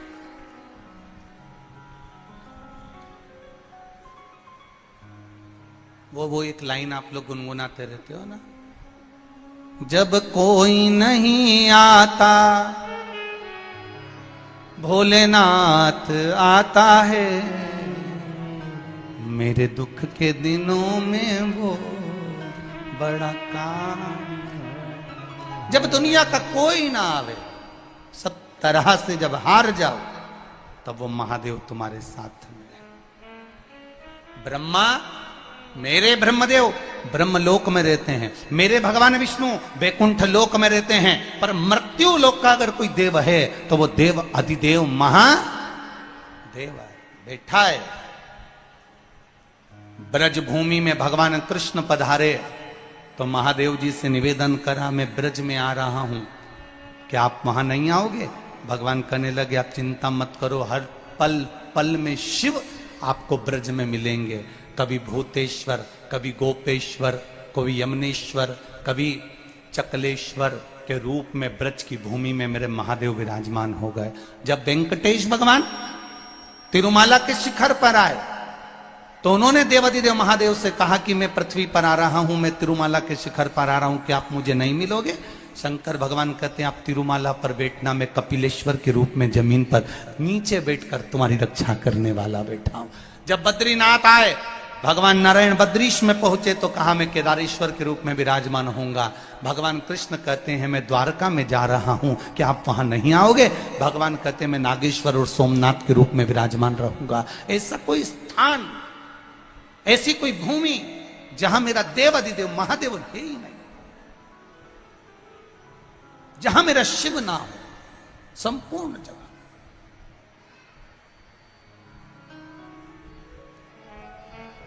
करो प्रयास,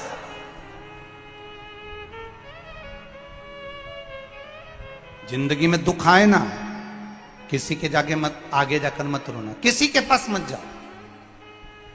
जीवन में दुख आए, किसी के पास जाकर रोने की जरूरत नहीं है। पति ने कह दिया, सास ने कह दिया, ससुर ने कह दिया, बहू ने ये कह दिया, नातेदार ने कह दिया, रिश्तेदार ने कह दिया, किसी से मत कहो कि मेरे जीवन में ये दुख आन पड़ा। जब सारी दुनिया के लोग कष्ट देने लगे तब विश्वास रखना कि वो बैठा है, अभी वो आएगा, आएगा। और मेरा महादेव मेरे दुख के घड़ी में, पल में, क्षण में मेरे सामने आएगा।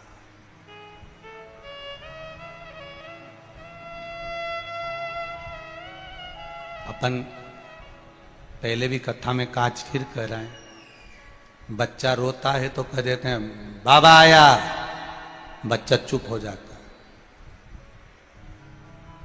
जरा बड़ा बच्चा है, जिद कर रहा है तो अपन चिल्ला के कहते बुलाऊं थारा दाई जी के, बुलाऊं थारा बाबू जी के, बुलाऊं क्या? बच्चा जिद करना बंद कर देता।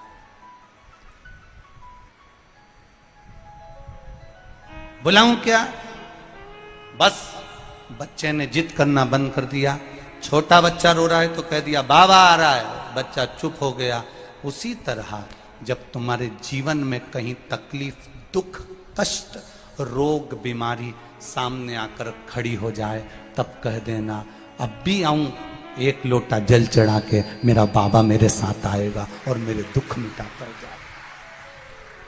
अभी आऊं, सारी समस्या का हल जरा जम के बोलो, एक लोटा।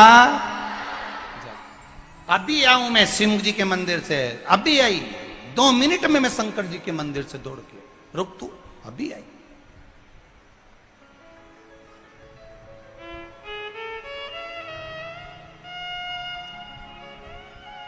एक पत्र आया है, कल की कथा में लिखा उसने।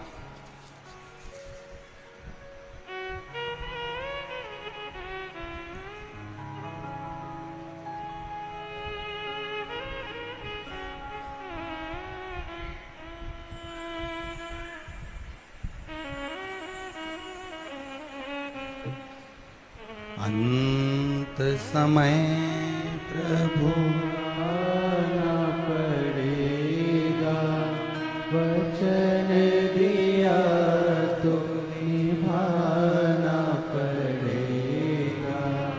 आए न आए प्रभु कुटुंब कबीरा, समय प्रभु आना पड़ेगा, वचन दिया तो निभाना पड़ेगा। अंत समय प्रभु आना पड़ेगा, वचन दिया तो निभाना पड़ेगा।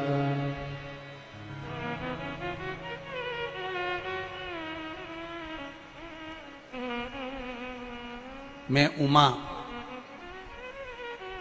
मकवाना, गांव बिजूर, जिला धार से हूं। कहीं बैठी हो तो हाथ हिलाइएगा। मैं उमा मकवाना, गांव बिजूर, जिला धार से हूं। मेरे बेटे को पथरी हो गई थी। मैंने उसे बहुत से अस्पताल में दिखाया। सभी ने हॉस्पिटल में ऑपरेशन करने का बोला सोनोग्राफी के अनुसार, पर बेटा कभी शिव मंदिर नहीं जाता था, कभी शंकर भगवान के मंदिर में बेटा नहीं जाता, शिव जी को जल नहीं चढ़ाता।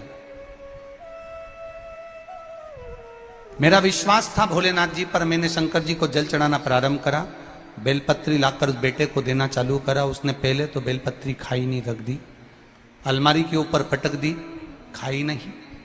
फिर मैंने देखा कि अलमारी पर बेलपत्र पड़ी है, उसको मैंने उठाकर पीस कर बेटे को दे दी। बेलपत्र खिलाने की आदत डाली। गुरुदेव, रात्रि के 11 ही बजे थे, 3 दिन ही निकले थे और बेटे की पथरी यूरिन के माध्यम से निकलकर बाहर हो गई और बेटे को भी विश्वास जागृत हो गया कि शिव कुछ है। अब मेरा बेटा भी रोज मंदिर जाता है और जल चढ़ाकर आता है। ये शिव तत्व, ये शंकर औघड़ी है। एक पत्र में किसी ने लिखा है कि बाबा देवादिदेव महादेव पर जल चढ़ाने का, उस जल की महत्वता को जानने का मौका मिला है शिव तत्व के माध्यम से। पहचानो उसको। ऋषि अथर्व कुछ नहीं कर रहे हैं, केवल बेलपत्री के पेड़ के आसपास में क्यारी बनाकर उसकी पूजन कर रहे हैं। कुछ मत बन रहे तुमसे करते। आप शंकर भगवान को एक लोटा जल नहीं चढ़ा सकते, आप शंकर भगवान को एक बेलपत्र नहीं चढ़ा सकते, आप शंकर भगवान को एक चावल का दाना नहीं चढ़ा सकते, आप शंकर भगवान के मंदिर तक भी नहीं जा सकते। तो शिव महापुराण की कथा कहती है उसके शिखर का दर्शन मात्र कर लिया तो भी देवादिदेव महादेव कृपा कर दिया।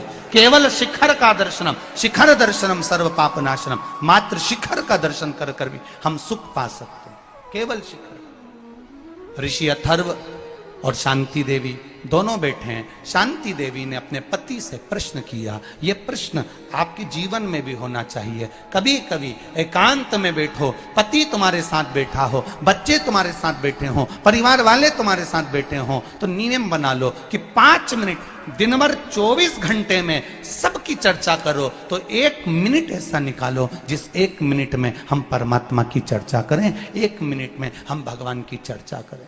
1 मिनट निकाल लो बस ऐसा। 24 घंटे में से 1 मिनट भी अगर भगवान की चर्चा का तुमने निकाल लिया, 1 मिनट भी भगवान की कथा का, भजन का, कीर्तन का, स्मरण का निकाल लिया, तुम्हारा जीवन सार्थक हो गया। और मेरी माताओं से निवेदन है, 24 घंटे मंदिर में जाकर मत बैठना। मेरी माताओं से निवेदन है, कोई तीर्थ में जाकर तुम 24 घंटे मत बैठो, तुम घर छोड़कर कहीं मत जाओ। मेरी माताओं से निवेदन है, कितना भी झगड़ा हो जाए, घर में कितनी भी लड़ाई हो जाए, तो भी तुम अड़ के बैठी रहना। घर के लोग के तेरे बाप के घर जा, तेरे पिता के घर जा, तो भी तुम अड़ के कह देना नहीं जाऊंगी, मैं तो यहीं छाती पे मुंह दलूंगी, नहीं जाऊंगी। नहीं जाना तो नहीं जाना, बस इतना सा निवेदन है। अपना घर, अपना परिवार, अपना कुटुंब, अपना घर छोड़कर कहीं नहीं जाना। घर में रहो, परिवार में रहो, कुटुंब में रहो, कबीले में रहो। बस अगर मंदिर तक भी परिवार के लोग नहीं जाने दें तो घर में बैठकर भगवान की भक्ति, श्री शिवा,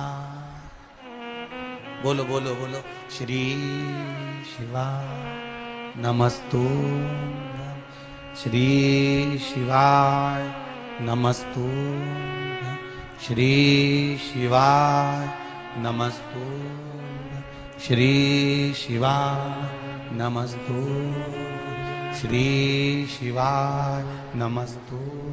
बीच में जब जब तुम्हें समय मिल जाए, भोजन बना रही हो, श्री शिवाय नमस्तुभ्यं, कपड़े धो रही हो, श्री शिवाय नमस्तुभ्यं। जिस कार्य में लगी हो उस कार्य में भगवत भजन में लगे रहो, उस कार्य में तुम भगवत कीर्तन में लगे रहो, इस स्मरण में लगे।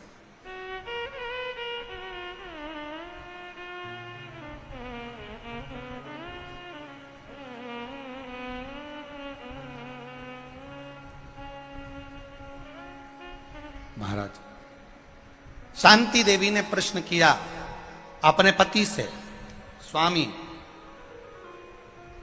निवेदन एक, जिस बेलपत्री के वृक्ष की आप पूजन कर रहे हो, जिस बेलपत्री के वृक्ष की आप आराधना कर रहे हो, क्या इस बेलपत्री के वृक्ष में से क्या महादेव प्रकट हो सकते हैं? क्या बेलपत्री के वृक्ष में से गौरी शंकर प्रकट हो सकते हैं? ये केवल ऋषि अथर्व की पत्नी नहीं बोल रही है, ये अपने घर के बच्चे भी बोलते हैं। क्या करोगी मंदिर जाकर? क्या करोगी लोटा भर जल चढ़ाकर? क्या शंकर जी को जल चढ़ाने से ऐसा हो जाता है? क्या शिव जी पर रुद्राक्ष का जल चढ़ाने से वो अमृत तत्व प्राप्त कर लेता है? क्या शंकर भगवान को चावल चढ़ाने से ऐसा हो जाता है? क्या शिव जी को चंदन लगाने से ऐसा हो जाता है?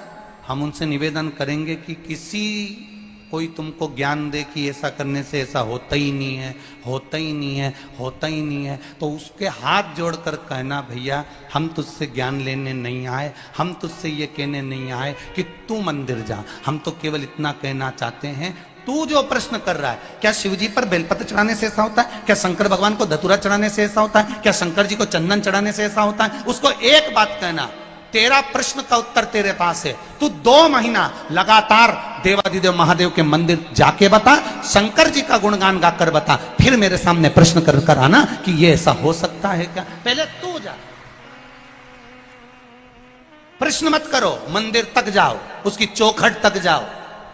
राजा चंद्रसेन के सामने मंदिर की चौखट थी और राजा चंद्रसेन मंदिर की चौखट के सामने खड़ा रहता था, दूर से प्रणाम करता था राजा। क्यों? क्योंकि राजा को मालूम था मैं अंदर जाऊंगा तो ब्राह्मण देवता मुझे देखेंगे और सोचेंगे कि राजा आया है, राजा आया है तो ज्यादा दान चढ़ा के जाएगा। मैं मंदिर के अंदर जाऊंगा, ब्राह्मण जन को लगेगा कि राजा आया है तो थोड़ा ज्यादा चढ़ा कर जाएगा, ये मुझे अच्छा नहीं लगेगा, ये मुझे श्रेष्ठ नहीं लगेगा, इसलिए मैं मंदिर के अंदर भी नहीं जाता, राजा बाहर से निकल जाता है। मेरे को देखकर मंदिर में विराजमान किसी जीव के हृदय में कहीं लोभ जागृत ना हो जाए। मंदिर में भी एक बात इस व्यासपीठ से कहना चाहेंगे, कभी मौका मिले जीवन में, जो लोग शिव जी के मंदिर जाते हैं, शंकर भगवान का गुणगान गाते हैं, जो शिव मंदिर में जाकर रोज दिया लगाते हैं, धूप बत्ती लगाते, अगरबत्ती लगाते, तो पूजन करते हैं, उनसे इतना सा निवेदन जरूर करूंगा कि किसी लोभवश हमें भगवान की आराधना नहीं करना। हमें तो आराधना करना है कि देवाधिदेव महादेव हमारे हैं और हम महादेव के, बस। और बेटमा क्षेत्र के आसपास के जितने देपालपुर क्षेत्र के भक्त हैं, शिव महापुराण की कथा को सुनने वाले, उनसे निवेदन करूंगा, चलकर उसकी चौखट तक जाओ, शिव महापुराण तक जाओ। उसके द्वार तक जाकर क्या मिलेगा ये तो आपको बाद में मालूम पड़ेगा। लोग कहते हैं गुरुजी आप कहते हो कि 3 महीने में बाबा देता, क्यों नहीं देता? एक बच्चे ने 3 महीने क्या 1.5 महीने का वर्णन करा, देखिए।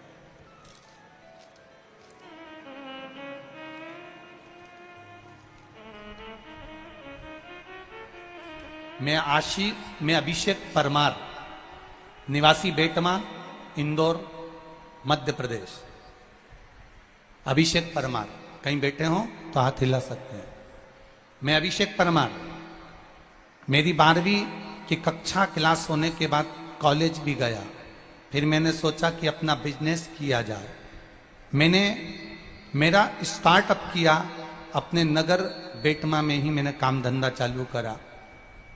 कुछ ही समय चला और मेरा वो कार्य चल नहीं पाया, हताश हो गया, सब कुछ करने का मन अब छोड़ दिया।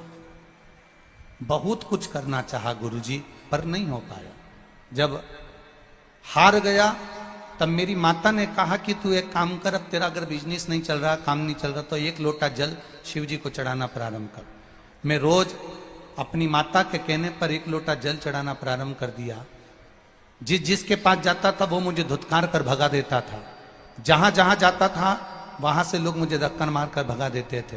पर जब से शिव जी को जल चढ़ाया, मेरे काम ने ऐसी उन्नति पकड़ ली गुरुदेव, जो धुतकारते थे आज वो मुझे गले से लगाते हैं। ऐसा मेरा महादेव है, ऐसा मेरा शिव तत्व, ये मेरा शंकर, ये मेरा उघड़ी है। नहीं आए कोई,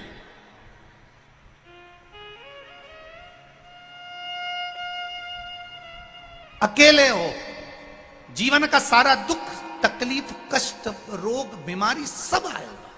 जी मनुष्य की देह मिली है, मानव का शरीर मिला है, ये तो सब होना है। पर जब सब छोड़कर चले जाएं, तब आखिरी में शमशान में भी जब सब छोड़कर चले जाते हैं, तब मेरा महादेव अकेला रहता है आपके साथ, कोई नहीं रहता। उसी तरह अंत समय में भी आपके सुख और दुख में भी मेरा महादेव रहता है। देवी शांति देवी के गर्भ से दधीची ऋषि का जन्म हो गया। दधीची ऋषि, जिनको पिता अथर्व ऋषि ने केवल शंकर भगवान की आराधना करना सिखा दिया, केवल शिव की आराधना।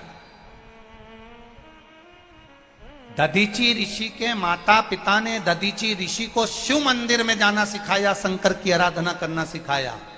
जितने लोग आस्था चैनल पर कथा सुन रहे हैं, फेसबुक यूट्यूब पर कथा सुन रहे हैं, जितने देव बेटमा की पावन धरा पर कथा सुन रहे हैं, आप हो तब तक अपने घर के बच्चों को भी शंकर के मंदिर जाना सिखा दो, क्योंकि तुम्हारे जाने के बाद महादेव उनका हाथ पकड़ लेगा और उनको पार लगा देगा।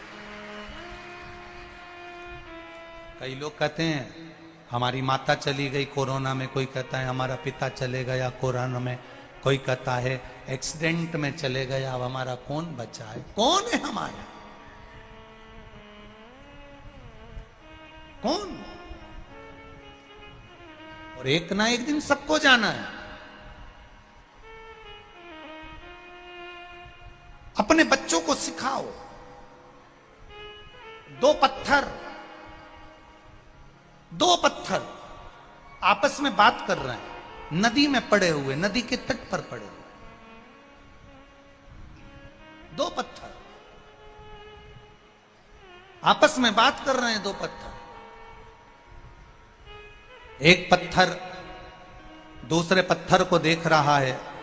एक पत्थर बड़ा चिकना सा, गोल मटोल सा, एकदम चिकना, एकदम सुंदर, चमकदार, बड़ा सुंदर। एक पत्थर बड़ा चिकना है, बड़ा सुंदर है, गोलमटोल है, बड़ा सुंदर। और एक पत्थर बड़ा खुदड़ा सा, बेडोल, खुदड़ा सा है, बेडोल है, उसमें सुंदरता नहीं है, उसमें बहुत चारों तरफ से बेकार लग रहा, खुदड़ा सा। एक चिकना पत्थर है, एकदम गोल मटोल, बड़ा सुंदर, बड़ा चमकदार। और एक पत्थर खुदड़ा सा, बेडोल सा है। खुदड़ा बेडोल पत्थर ने चिकने पत्थर से, गोल पत्थर से, सुंदर पत्थर से कहा, भाई एक बात बता, तू भी नदी में रहता है, मैं भी नदी में रहता हूं, तू भी पानी में रहता है, मैं भी पानी में रहता हूं, पर तू इतना चिकना, तू इतना गोल, तू इतना सुंदर, तू इतना स्वरूप वाला, और मैं खुदड़ा, बेडोल, बेकार। ऐसा क्यों? कारण क्या है? क्या कारण? चिकने पत्थर ने कहा, भाई देख, मैंने नदी के पानी के साथ चलना प्रारंभ किया। नदी के पानी के साथ चिकना पत्थर कह रहा है, गोल पत्थर कह रहा है, चमकदार पत्थर कह रहा है, मैं नदी के पानी के साथ चला हूं। बहुत दुनिया के थपेड़े मुझे पड़े हैं, पानी ने मुझे बहुत थपेड़े दिए, बहुत गहराई में रहा, लुढ़कता रहा, लुढ़कता रहा, चलता रहा, चलता रहा, और कहीं गिरा, पड़ा, पानी ने मुझे काटा, बहुत बहुत संघर्ष मैंने किया, तब जाकर मैं ये चिकना, गोल, सुंदर, चमकदार हो पाया हूं। तू बता, तू पानी में बहा, तू बता, क्या पानी के थपेड़ों को तूने सहा? तू बता, क्या तूने पानी में, पानी की धार के साथ में चलता रहा? नहीं।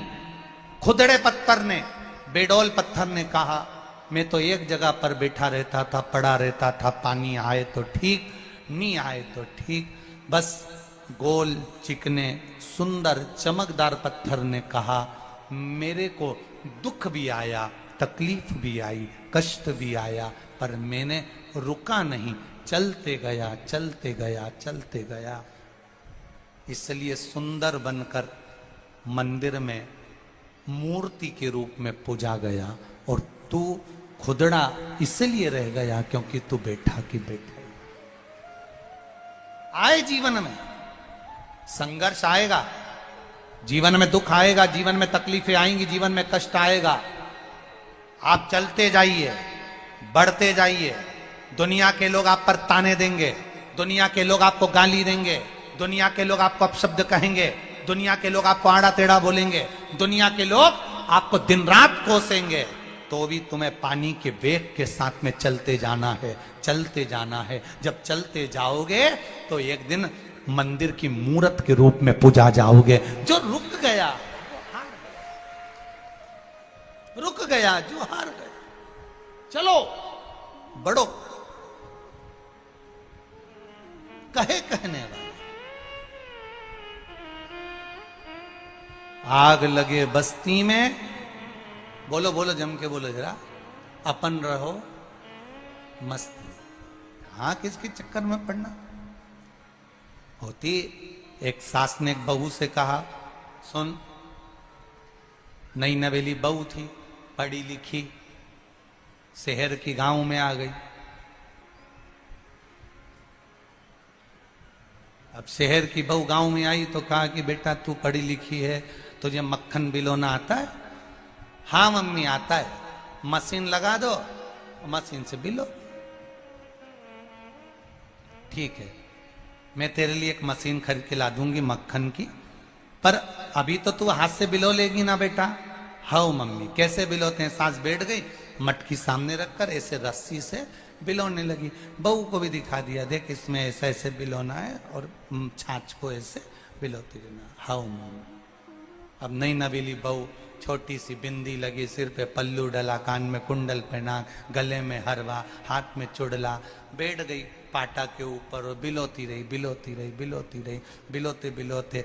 अब बहू ने कभी जिंदगी में ऐसा मक्खन तो नहीं निकाला था। उसकी मम्मी मशीन लगा देती थी शहर में, मक्खन निकाल लेती। अब इसने जो मक्खन निकला तो मटकी के अंदर जो देखा कि मक्खन आया, प्रसन्न हो गई कि जिंदगी में पहली बार तो मक्खन निकाला और इतनी जल्दी आ गया, तो बड़ी खुश हुई। हवाई लगा दी सासू को, सासू मां, सासू मां, हाँ बेटा मक्खन आ गया। जो बोली मक्खन आ गया, सास गुस्से में लाल झड़झड़ाती हुई आई, सिर पे पल्लू लेके एक दिया धर के। कल की आई ससुर का नाम लेती है। अब इसको क्या मालूम था कि मेरे ससुरे का नाम मक्खन है। कल की आई ससुरे का नाम लेती है, आगे से नाम लिया तो जीवान खींच दूंगी मैं, सोच के रखना। जी मां गलती हो गई, क्षमा कर दीजिए। अब 3 दिन बाद फिर सासू ने कहा, जा छाछ रखी बिलो लो। जो बिलो ने फिर बैठे, फिर मक्खन। अब चक्कर में पड़ी, क्या बोलूं। थोड़ी देर बाद आवाज लिखा कर बोली, सासू मां, ओ सासू मां। सासू बोली, क्या है। ससुर जी हंडी में आ गए। अब बोले तो बोले क्या। अब ये बोले कि मक्खन आ गया तो फिर थप्पड़ पड़े, तो इससे अच्छा बोल दिया ससुरा हंडी में पड़ा। पिछली बार तुम देखने आई थी ना। नहीं देखना चाहिए, हो जाता है कभी नहीं कभी देखना सोच में, विचार में, देखने दृष्टि क्यों में, आई? एक कहीं ना कहीं हटो पीछे हटो। भजन में जो सुख मिले, दुनिया के लोग अब शब्द कहेंगे, ताने देंगे, गाली देंगे, आड़ा टेढ़ा बोलेंगे, पर आप एक चिकने पत्थर में अगर बदलना चाहते हो, आप अपना स्वरूप बदलना चाहते हो, तो उसमें जल की धार के साथ आपको बहते चले जाना है, अग्रण्य बढ़ते चले जाना है। बढ़ो आप। भजन कीर्तन सत्संग स्मरण करते चलो। आज कथा में आदरणीय संजय भैया शुक्ला जी पधारे हैं, भाभी जी भी आई हैं। हम इनको एक बात के लिए बहुत हमेशा साधुवाद देते रहते हैं कि आप अपने क्षेत्र में कथा करवाकर, सत्संग कराकर, भगवान शिव की भक्ति कराकर संपूर्ण क्षेत्रवासियों को हमेशा भगवत भजन में डुबो कर रखते हैं। और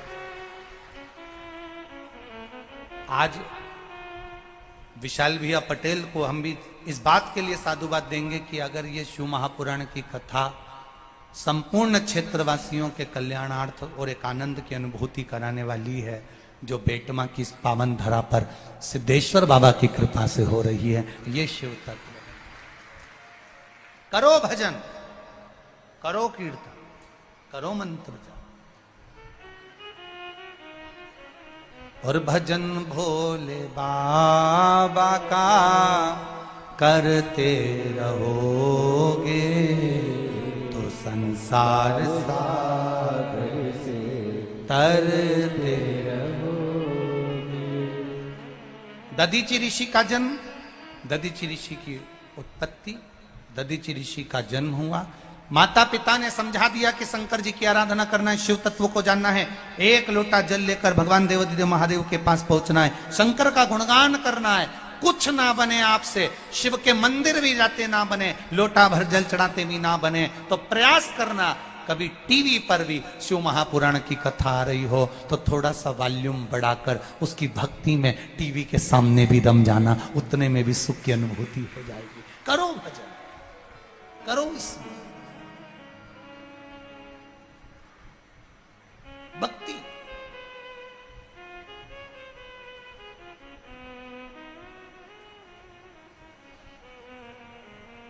दधीचि बाबा लग गए विश्व भक्ति,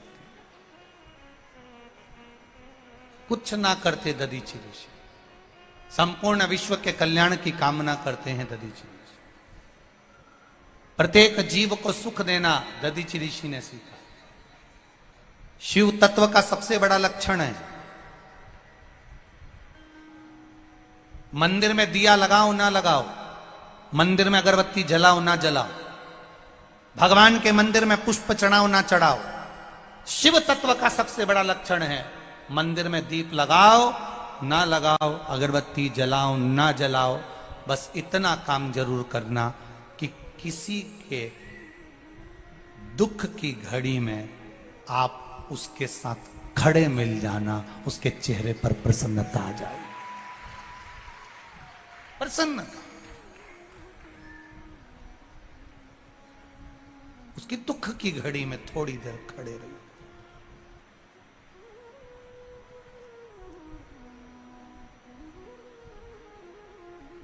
आया दुख आया है, चले जाएगा, वापिस सुख भी आ जाएगा, पर आप उसकी दुख की घड़ी में अगर 2 क्षण खड़े हो गए ना तो वो जिंदगी भर नहीं भूल पाएगा, जिंदगी भर नहीं भूल सकता, जिंदगी भर। आप खड़े होइए उसकी दुख की घड़ी में।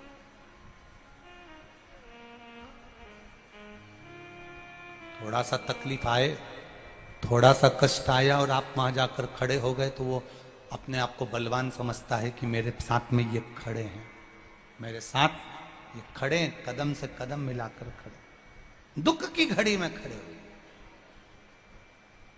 मत जलाओ दिया अगर कहीं नहीं जला सकते, मत लगाओ अगरबत्ती नहीं लगा सकते, पर किसी के चेहरे पर प्रसन्नता लाकर रख दीजिए, किसी के चेहरे पर स्माइल लाकर रख दीजिए।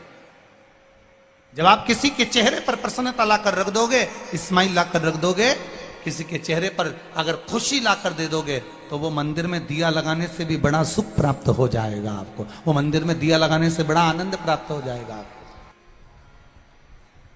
वो कहे भला किसी का कर ना सको तो बुरा किसी का मत करना, फूल नहीं बन सकते तो तुम कांटे बनकर मत रहना। अच्छा बन सके अच्छा करिए, प्रयास करिए।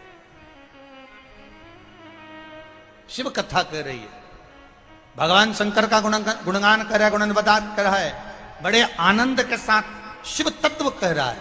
दधीचि ऋषि ने कुछ नहीं करा, एक काम करा जो शंकर भगवान को प्रिय था, किसी के चेहरे पर दुख ना आए, किसी के चेहरे पर कोई मायूसी ना रहे, उसके चेहरे पर प्रसन्नता रहे।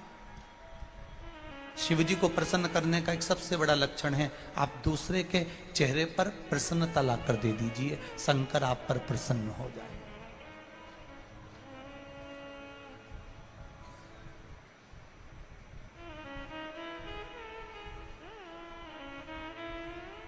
बहुत विचित्र संसार है, बहुत विचित्र संसार। आज के जमाने में प्रत्येक व्यक्ति किसी न किसी के पांव को खींचने में लगा हुआ है, बस खींचने वाला पांव खींचता रहे, तुम इस हाथ को परमार्थ के कार्य में लगाते रहो, वो पांव खींचता रहेगा, ऊपर वाला हाथ खींचता रहेगा, लगाते रहो।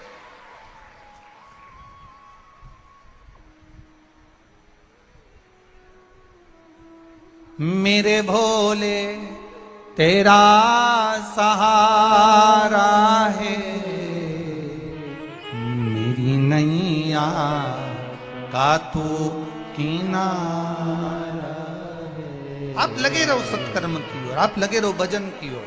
दधीचि ऋषि कर रहे हैं भजन, भगवान शिव की भक्ति में लगे हुए हैं, परमार्थ कार्य में लगे हुए हैं, स्मरण में लगे हुए हैं, संकीर्तन में लगे हुए हैं, मंत्र जाप में लगे हुए हैं। तप करते करते करते करते करते करते दधीचि बाबा आनंद सुख को पाते पाते समय आया और दधीचि ऋषि जो शिव तत्व को पाने के लिए कर रहे थे, वो परमार्थ के कार्य के साथ में कर रहे थे। परमार्थ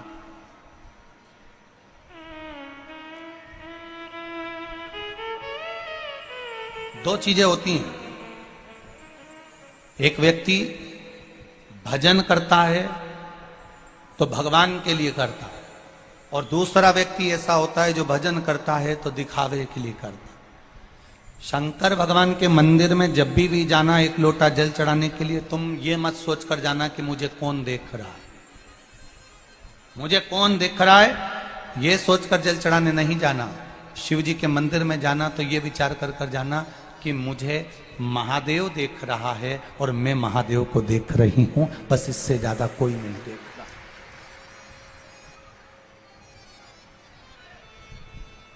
हमारे भीतर महादेव समाहित हो जाए।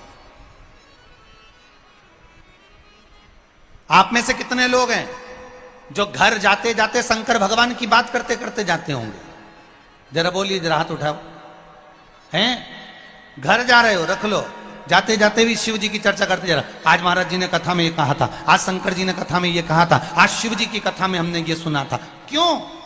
जो तुमने खाया, जो तुमने खाया है, जो तुम्हारे अंदर गया है, जो तुम्हारे भीतर गया है, उसकी डकार आना चाहिए।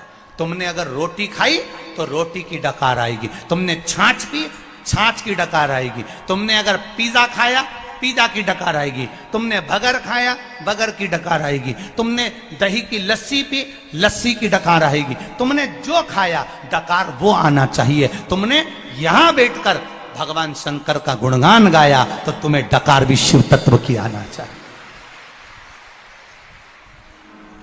तुम्हें भजन का एक स्वरूप तुम्हारे सम्मुख में प्रकट होना चाहिए।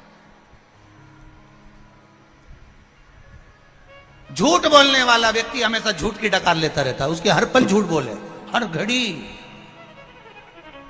एक सास से एक बार कहीं कथा करने गए थे तो हमने एक बूढ़ी अम्मा से पूछ लिया, क्यों तुम कथा में आ रही हो, तुम्हारी 4-4 बहुएं कथा में नहीं आ रही? कहे गुरुजी बच्चों की पेपर चल रहे हैं ना, इसलिए बहुओं को फुर्सत नहीं मिल रही। हमने कहा ठीक है।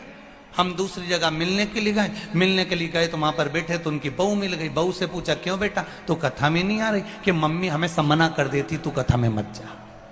अब बताओ, झूठ बोली डोकरी, पकड़ाई में आ गई बहू के मुख से।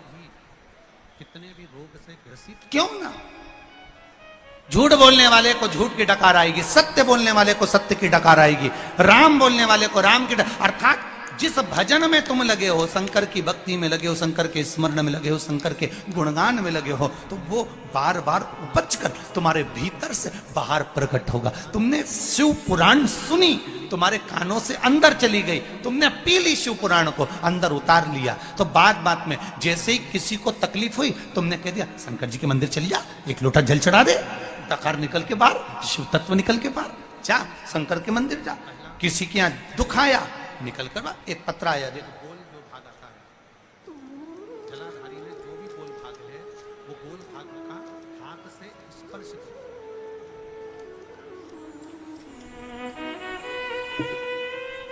ये पत्र देखिए,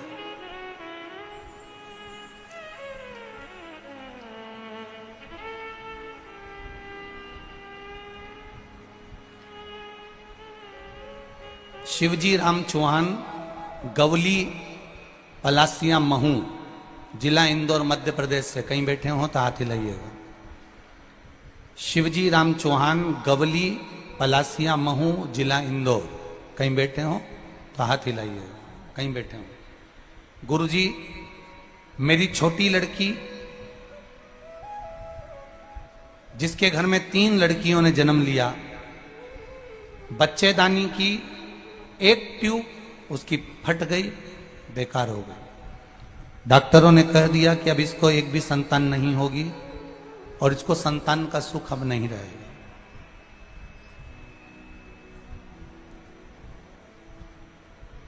ऑपरेशन का डॉक्टर ने बोल दिया और कहा कि इसकी बच्चेदानी भी खराब हो गई है, इसको संतान का सुख नहीं है। बेटी के घर में 3 बेटियां थीं। बेटी की आंख में हमेशा जल रहता था कि मेरे यहाँ पुत्र नहीं, और मेरे अब बच्चे को जन्म भी नहीं दे सकती। गुरुदेव, पशुपति नाथ के व्रत का मैं क्या वर्णन करूं। मेरी बच्ची की बच्चेदानी खराब हो चुकी थी, ट्यूब खराब हो चुका था, संतान का कोई सुख नहीं था। 3 बेटियां होने के बाद अब उसका कोई चांस नहीं कि इसको संतान हो। फिर भी पड़ोसन के कहने पर इसने पशुपति व्रत कर लिया, और पशुपति व्रत करने के बाद बस 3रा व्रत पूर्ण हुआ और इसका गर्भ ठेर गया। अब देखिए गुरुदेव, गर्भ ठेरा, बच्चेदानी खराब, संतान नहीं होना थी तो भी गर्भ ठेर गया। बाबा की कृपा देखिए, इसके 2 पशुपति व्रत और हुए और बाबा की कृपा ऐसी हुई 31 अक्टूबर 2022 को मेरी बेटी के गर्भ से एक बेटे ने जन्म ले लिया। ये शिव तत्व है, ये शंकर, ये ओघड़ी। उस बेटे का मैं फोटो भी लगा रही हूं। बेटे ने जन्म लिया, डॉक्टर ने कहा कि तुम्हारी बेटी का गर्भाशय खराब था, संतान जो हुई है इस बच्चे के फेफड़े काम नहीं कर रहे हैं, ये बच्चा दूसरे बच्चे जैसा नहीं रहेगा, बच्चा हाथ पैर से विकलांग रहेगा, ये बच्चा स्वस्थ नहीं रहेगा। गुरुदेव सुनते से ही घर का व्यक्ति सीहोर गया, कुबेरेश्वर धाम पर जाकर बाबा से विनती करी, वहां कंकर शंकर को प्रणाम कर कर बाबा से मांग कर एक बेलपत्र और एक रुद्राक्ष लेकर आ गए। हम बहुत प्रार्थना करे तब जाकर वहां के लोगों ने हमें रुद्राक्ष दिया। हम उस रुद्राक्ष को लाए, पानी में गलाकर शिव जी को चढ़ाए, उसको बच्चे के शरीर पे लगाना प्रारंभ करा कि बाबा इसके फेफड़े खराब हैं और बच्चा हाथ पैर से विकलांग रहेगा, ये डॉक्टर कह रहे हैं। गुरुदेव बाबा का क्या गुणगान करूं, मेरे जो बच्चा है वो हाथ पैर से भी ठीक हो गया और डॉक्टर कह रहे हैं उसका फेफड़ा भी काम करना प्रारंभ कर दिया। ये शिव तत्व जिसका फोटो में उस बच्चे का लगा रहे, इसलिए बेटमा में हम यहां प्रणाम करने के लिए बाबा को आए। हर हर शिव तत्व को जान कहे, आपका भजन, आपकी भक्ति, आपकी दृढ़ता, आपका विश्वास जब प्रबल हो तो उसका एक आनंद अपने आप समाहित, अपने आप। शिव महापुराण की कथा कहती, दधीचि ऋषि ने अपने भजन के बल को बढ़ाया और दधीचि ऋषि के भजन के बल को जो बढ़ाया, केवल भजन का बल कैसे बढ़ सकता है? तो शिव कथा कह रही है कि परमार्थ का कार्य कर कर कितना कितना ये बेटमा नगर के, आप थोड़ी थोड़ी दूर पर जाके देखो, बेटमा नगर के एक एक व्यक्ति ने पानी के प्याऊ खोल रखे हैं। थोड़ी थोड़ी दूर पर जाकर देखो, कोई पोहा बांट रहा है, कोई सामग्री बांट रहा है, कोई कुछ बांट रहा है। भक्तों के लिए कितनी व्यवस्था करके रखी। एक बार बेटमा वासियों के लिए जोरदार ताली बजाकर स्वागत करें। आज इन्होंने अपने धन का सदुपयोग करा है। कमाने के लिए तो जिंदगी पड़ी है, दुकान चलाने के लिए जिंदगी पड़ी है, जोड़ जोड़ कर अलमारी में रखने के लिए जिंदगी पड़ी है, पर आज इन शिव भक्तों के लिए, जो शंकर के गण हैं, जो कथा सुनने आ रहे हैं, इन शिव भक्त के लिए जिन्होंने अपनी तिजोरियों के खजाने खोल दिए हैं, बाबा उनके घर में वैसे कुबेर का भंडार भर देगा। ये शिव तत्व है, यह औघड़ी है। धन्यता है आपकी, बहुत बहुत साधु बात है, बहुत बहुत साधु। शिव तत्व है महाराज शंकर। दधीचि बाबा ने परमार्थ कार्य, भजन किया, स्मरण किया, कीर्तन, मंत्र जाप और साथ में कुछ परमार्थ का कार्य करते रहो, करो।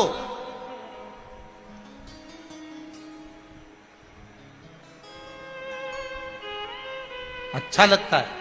हम विशाल भैया को देखे कि वो कथा सुनने, कई लोग सोचते होंगे कि भाई कथा सुनने के लिए कम बैठते हैं। हम उनको साधुवाद देना चाहेंगे विशाल पटेल जी को कि साधुवादता है आपकी। कथा आप सुन रहे हो, चलते फिर से सुन रहे हो। जरूरी है कि ये पूरे भक्त आपके क्षेत्र के आपके यहाँ कथा श्रवण करने आए हैं तो किसी को कष्ट ना हो, इसलिए चलते फिरते आप इनको देखते रहें, बहुत जरूरी है। एक क्षेत्र के विधायक के नाते आपका ये क्रम श्रेष्ठ है। आते जाते पूछना चाहिए, कोई तकलीफ, कोई कष्ट, देखो कि कहां व्यक्ति बैठ रहा है, कहां जा रहा है, कहां आ रहा है।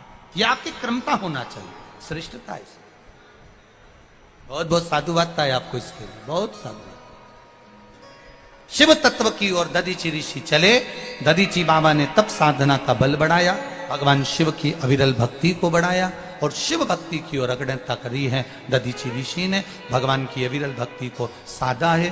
दधीची ऋषि भगवान की अविरल भक्ति को साध रहे हैं, भजन में तल्लीन हैं, कीर्तन में तल्लीन हैं। और जब कीर्तन के बल को बढ़ा दिया गया, सुख पा लिया गया, तब एक आनंद की अनुभूति हुई।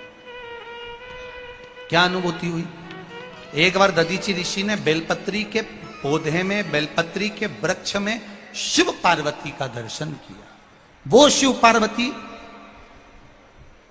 जिनका मंगल विवाह हिमालय राज ने किया,